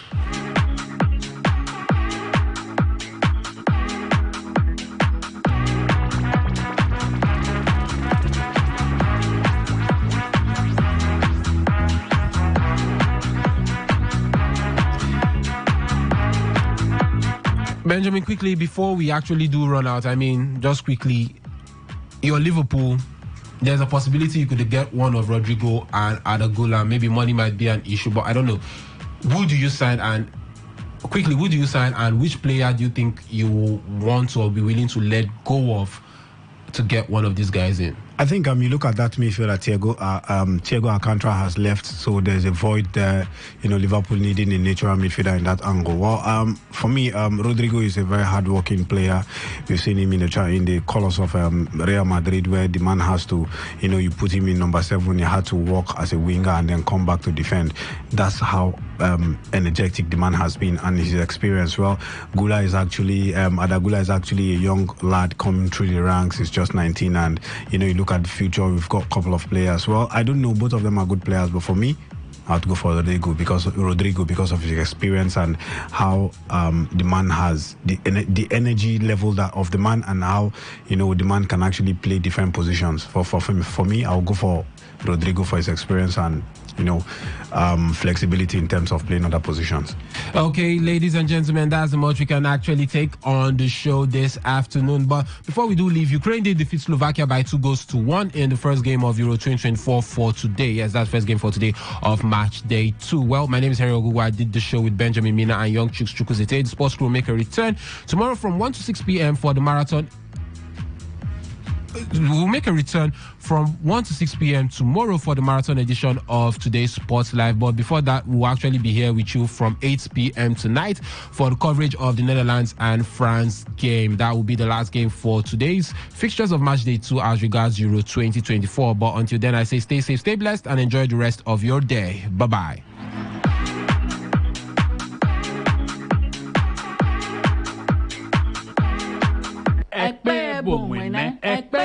It's a place of unity, love and hospitality. So when that we good culture and tourism come to work by your land. A general meeting of eminent sons and daughters of Ekpe ethnic nation is scheduled to hold on Saturday, June 22, 2024 at Ekpe House, Ahoda. Time is 11 a.m. Those invited include all Ezigbo, the President General and Executives of Uzubana Ekpe, and the President General and Executives of Ekpelene Ekpe. Others are all Ezemini, Nyudu, and Nyenyujibe, all political leaders, opinion leaders, and other eminent sons and daughters of the ethnic nation. Also invited are High Chiefs, Igbo Council Chairman, Emeneze Nwula, women leaders, and the executive members of Ekpe Youth Congress. This is signed by High Chief Honorable Robinson Ozumba for Ezekpe Logo in Council.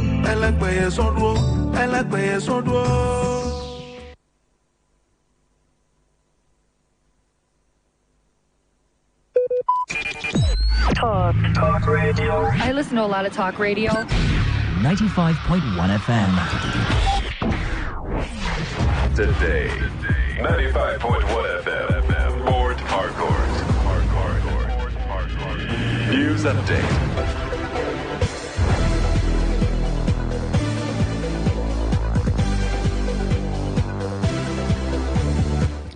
Good evening. Thanks for joining us. The news at 4 on Today 95.1 FM. I am Lucky Maxwell.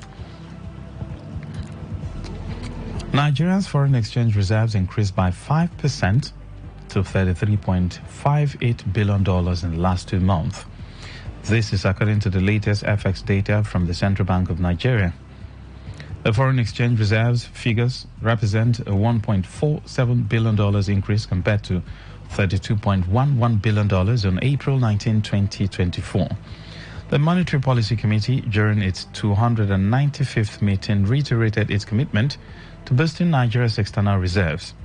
Recall that the Nigerian government received $925 million from Afrexim Bank barely 2 weeks ago as a $3.3 billion crude oil-backed prepayment facility organized by the NNPC Limited.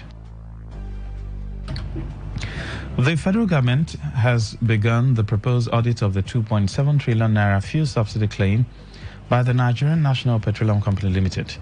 An audit firm, KPMG, had conducted an initial audit, reducing the claims from 6 trillion to 2.7 trillion. However, in the new audit, the government said it had approved the engagement of the Office of the Auditor General of the Federation to verify the claims made by the corporation regarding the amount the government owes the oil firm. This process was confirmed by the Director of Home Finance, Ali Mohammed, during the April 2024 Federal Account Allocation Committee meeting. The federal government said an update on the issue will be provided during the May FAC meeting. The Police Service Commission has challenged the Nigeria Police Force to provide verifiable evidence to support the allegations peddled against it regarding the recruitment of constables. In a statement signed by its head, Press and Public Relations, Ike Chukwu Ani, the PSC noted that it was obvious that the NPF was out to malign its reputation.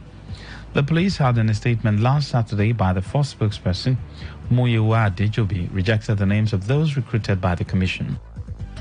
Adejobi added that the PSC portal was scrutinized and it was discovered that several names of persons purported to be names of successful candidates are those who did not even apply and therefore did not take part in the recruitment process. The Joint Union Congress of the PSC had denied the allegations and later demanded the removal of the Inspector General of Police, Kayode Egbetokun.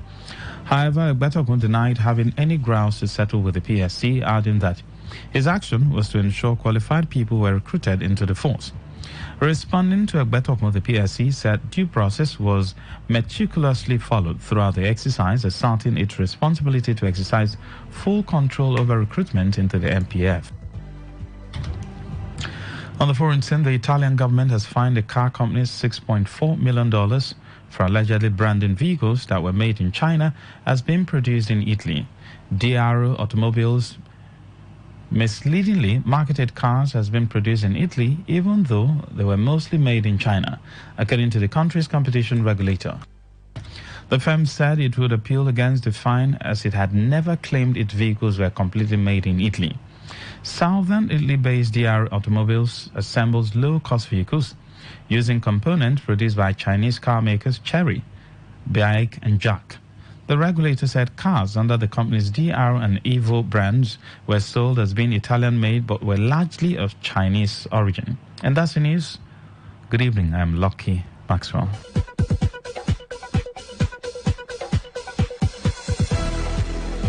Today's news, today's entertainment, today's sports, today's issues. Today on Today 95.1 FM, Port Harcourt.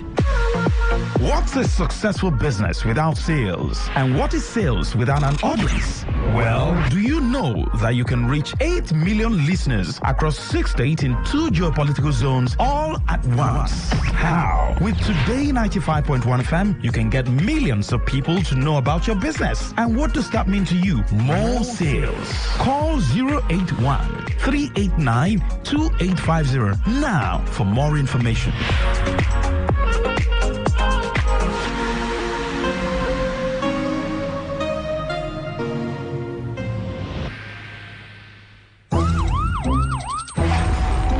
It all begins with breaking news. Now, make no mistake, this is a difficult mission, and it will remain difficult for some time. Then it keeps trending. Events, issues, personalities, all struggling to gain attention.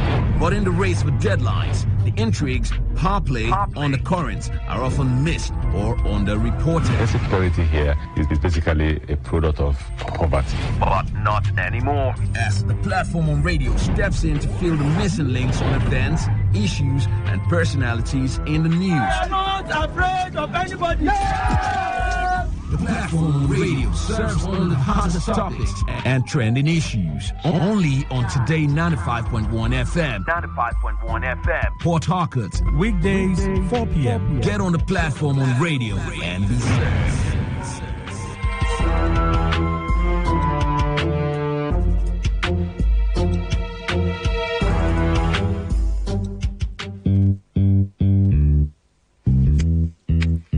Stands, greet. Good morning, sir.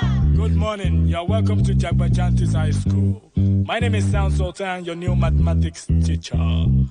By the way, do you understand Pidgin English? Yes, sir. Okay, now what we go use henceforth? Okay, carry your pen. Carry your paper.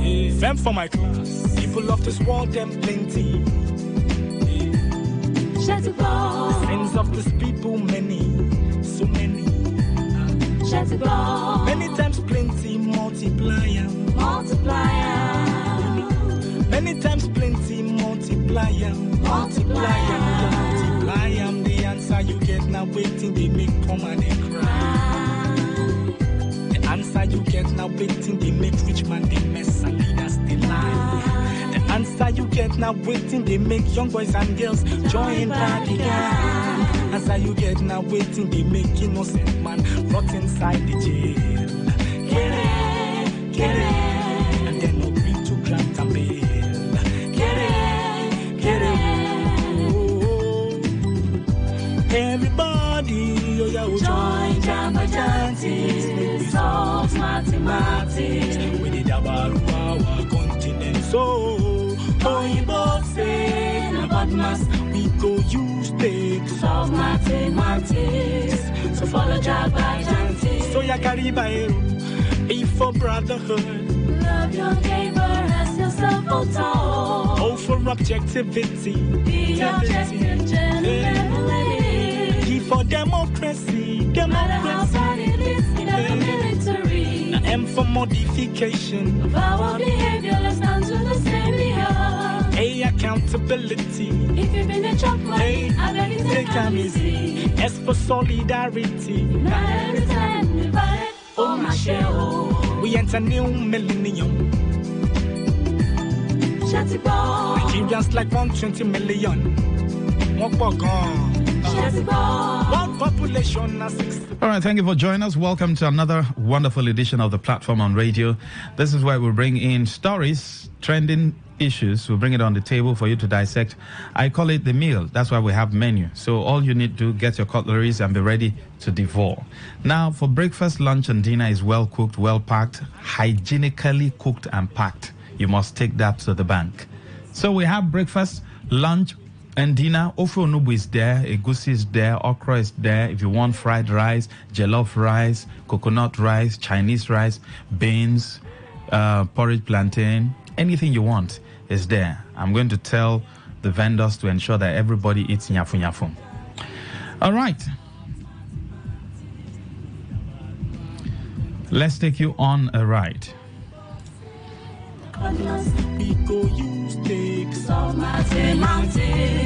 So follow Jack by Janty. So ya Caribaero, be for brotherhood. Love your neighbor as yourself, oh, for objectivity. Be objective, gentleman, lady. Be for democracy. No matter how hard it is, get a military. M for modification of our behaviors unto the savior. A, accountability. If you've been a chop money, I beg you take them easy. S for solidarity. United we stand and divided, oh my shell. You just stay. Now, while the conversation is ongoing, the numbers you can call are 0817 0000951, 0810 9510 951.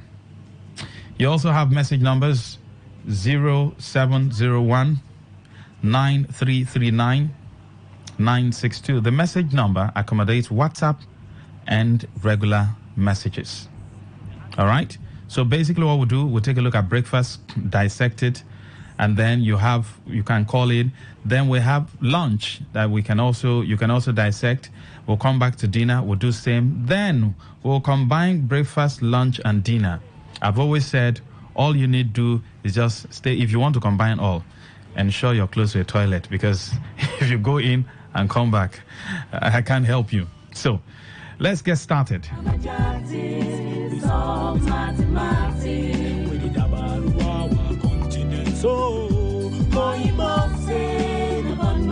We go use takes of mathematics.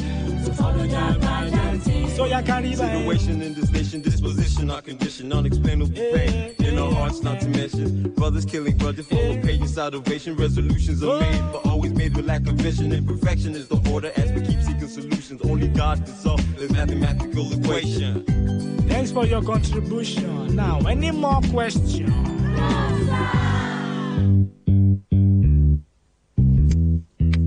All stands, greet. Good morning, sir.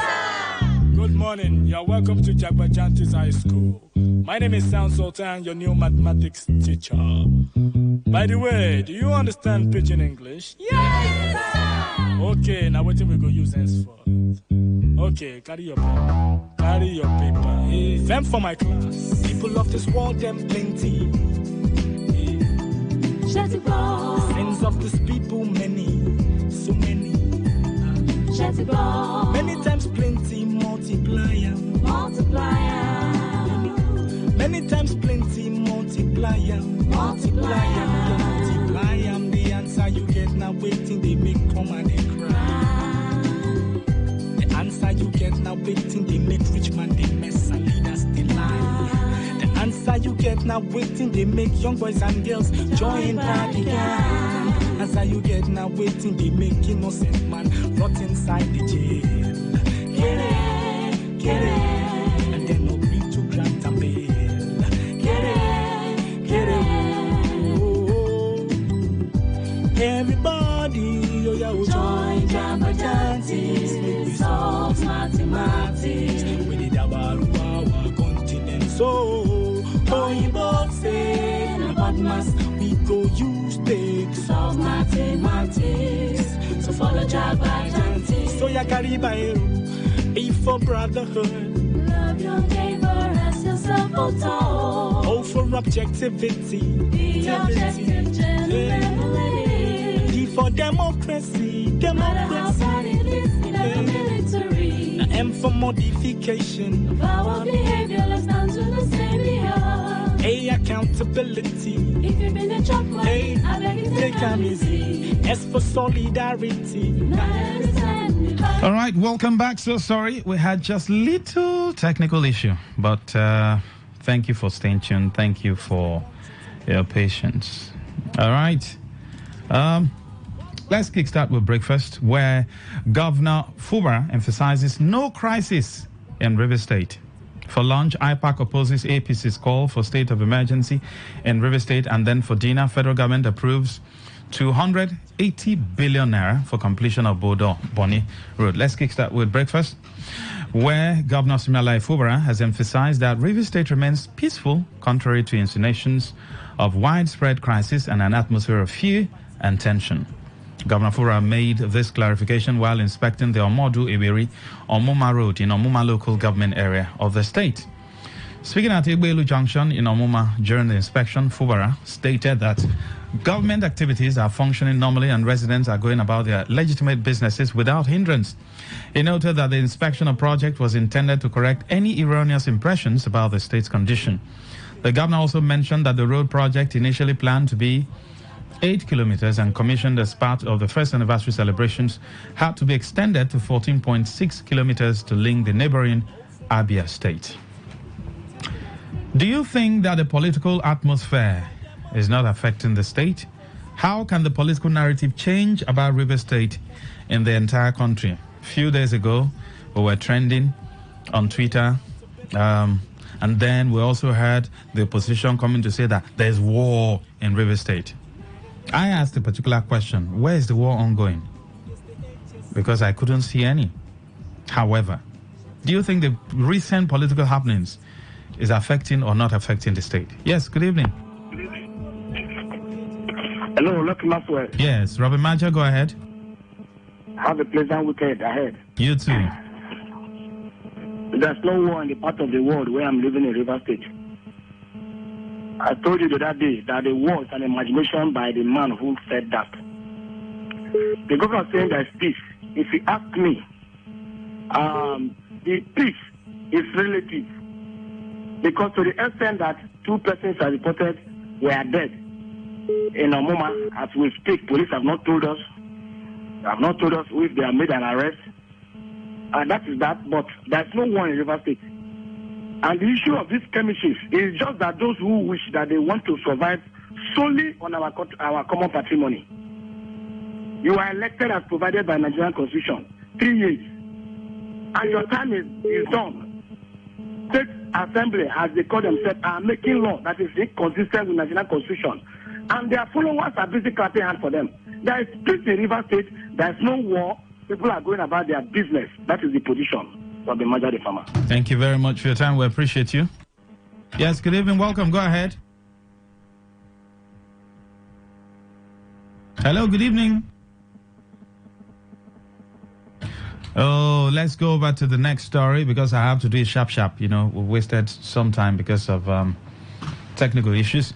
The Inter-Party Advisory Council, IPAC River State Chapter, has criticized the call by the caretaker committee chairman of the All Progressives Congress in the state, Tono Kucha, for the declaration of a state of emergency in the state.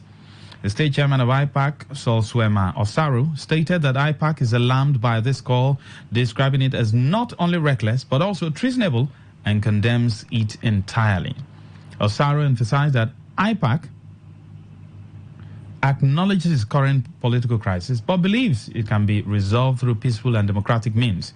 He expressed satisfaction with Governor Siminalayi Fubara's peaceful handling of the crisis and accused Okocha and the 27 former lawmakers loyal to the Minister of the FCT, Nyesom Wike, of creating the political crisis. He urged all political stakeholders to engage in dialogue, negotiation, or legal approaches to resolve their differences, respecting the authority of the governor. Osaru maintained that Okocha's call for a state of emergency is an attempt to undermine democratic institutions and the rule of law, warning that IPAC rejects any attempt to subvert democracy and will not stand idly while individuals like Okocha seek to destabilize the state. We'll try as much as we can to reach out to our correspondent, Uchendo Ojo. But do you think the political crisis in the state has gotten to the point of a state of emergency? If we have to go by the call from Okocha's end, Kanu have, a traditional issue. Have they called for a state of emergency? Edo, when they were having issues, the governor and the deputy governor, as we speak now, the deputy governor of course, was impeached. He's been expelled from, that's the former deputy governor, has also been expelled from the PDP. Did they call for a state of emergency? Good evening. So sorry, please call back. Good evening. Good evening, welcome. So sorry, please call back if you can. 0817 0000951. Yes, good evening. Lucky Maxwell. Go ahead, sir. What the position of IPAC is well positioned. You see, they call for state emergency. You know, most of the time when I talk, I tell you that the level of politics we play in River State, politics have been reduced to mere social club, where anybody can say anything. And they are doing so because they believe that the man at the head, who came here to suspend Nigerian constitution, is by their side. How do you just make a comment to the state of emergency to be imposed in River State, and you are a son of River State, a rep of NDDC, who should be out there discussing how to better the life of the rural people in River State as a rep member? But he is busy canvassing that. It's ridiculous. Lucky Maxwell, let me tell you, does he know Tifokosha that he's a factional leader? Is it because the NWC of APC suspended their constitution to bring him on board as a state acting chairman that he will be so odious in making inflammatory statements at every time? That is bad, and it's writing his testimonial why he lives. Good afternoon. Thank you very much for your time. We appreciate you. Yes, good evening. Welcome.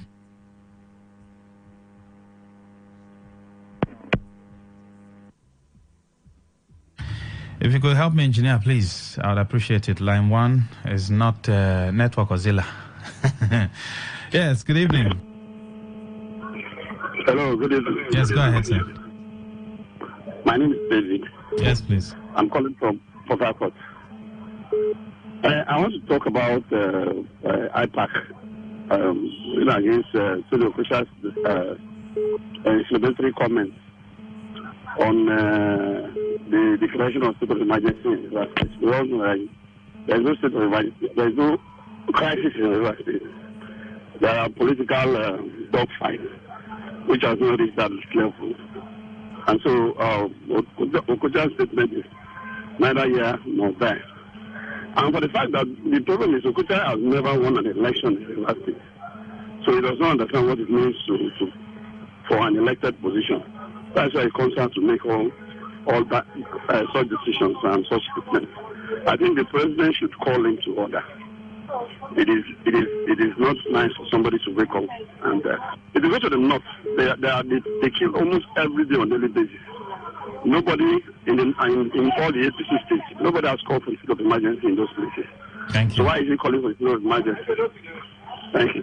Thank you very much. You can send your messages to 0701933969. Let's rush to the next story, which is Adina, a legal practitioner and chairman of Pan Niger Delta firm Pandef in Ileme, Chief Obo Danwe Osaro, has expressed dissatisfaction with the state of the Ileme section of the East-West Road contracted to a construction firm RCC.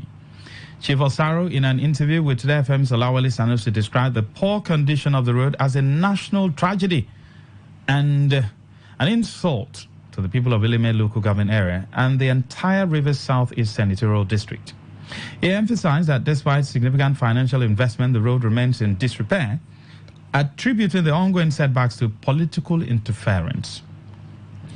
Chief Osaro also highlighted a period when the people of Rivers State blocked the road for weeks, and despite several protests, the road rehabilitation project has remained slow and inconsistent.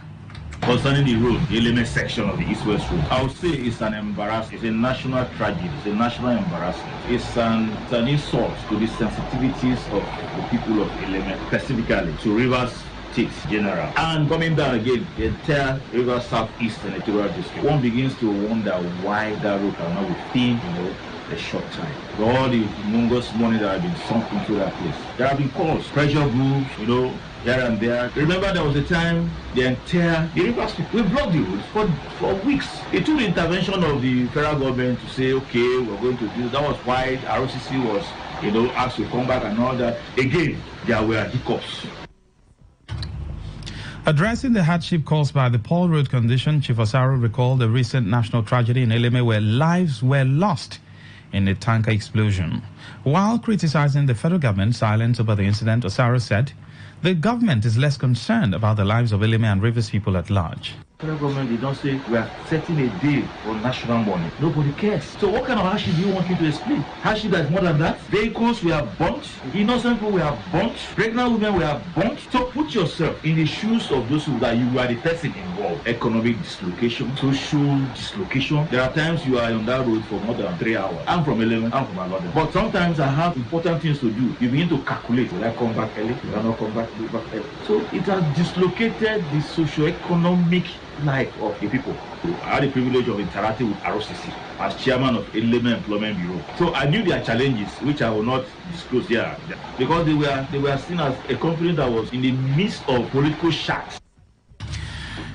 All right. Do you think truly they are playing politics with that particular road? You know, when the protest took place, I wouldn't want to go into those details. There was a time when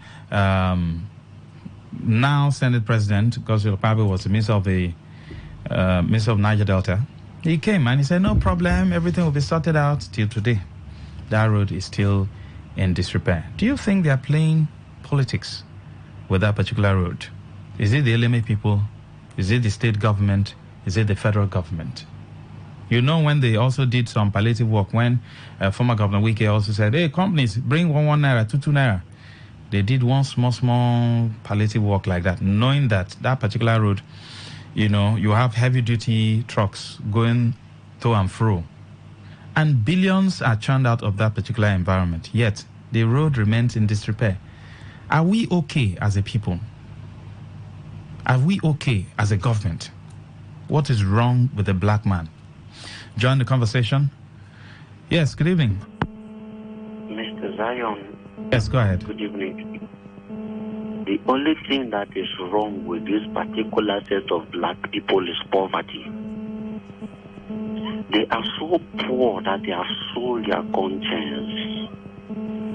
I stand to be corrected. The people in charge of that road is not the Aminu, Abdullah, or Ibrahim. They are the Barenada, the Brie, and the Thompsons from this region. How come they have not sorted it out? In this part, poverty has made us so that we have lost our humanity in us. Poverty has made us to sell. Our conscience have been sold. We don't care. Let the people suffer. Just give us the money. Just give us the money. All right. Do you know, until we start to question who is the contractor of that project, how come the federal government is afraid to give that contractor a matching order? Mr. Zion. Thank you very much, Mr. Zion. I'll do a rundown of all stories so you can dissect it the way you want. Like I said, get all your cutleries and ready to devour. Yes, we have everything on the table. There's ofe onubu, there's egusi, there's okra, there's draw soup, there's afang, edikai kong is there. You have fried rice, you have coconut rice, Chinese rice, porridge beans, porridge plantain, porridge yam, white yam. Everything is there. Just make your order. For breakfast, Governor Fubara emphasizes no crisis in River State. Is that true? For lunch, IPAC opposes APC's call for state of emergency in River State. Do you think with the, political crisis that just happened recently, which is, of course, an extension of what has been happening since last year, October, calls for a state of emergency? Like I said, there was a political issue in Edo State, governor and deputy governor. Nobody called for a state of emergency. True or false? Yeah.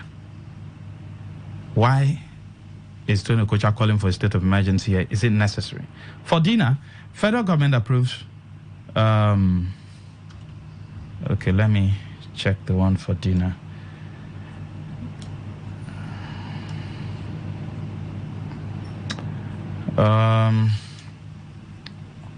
For dinner, we looked at the state of the road in Eleme.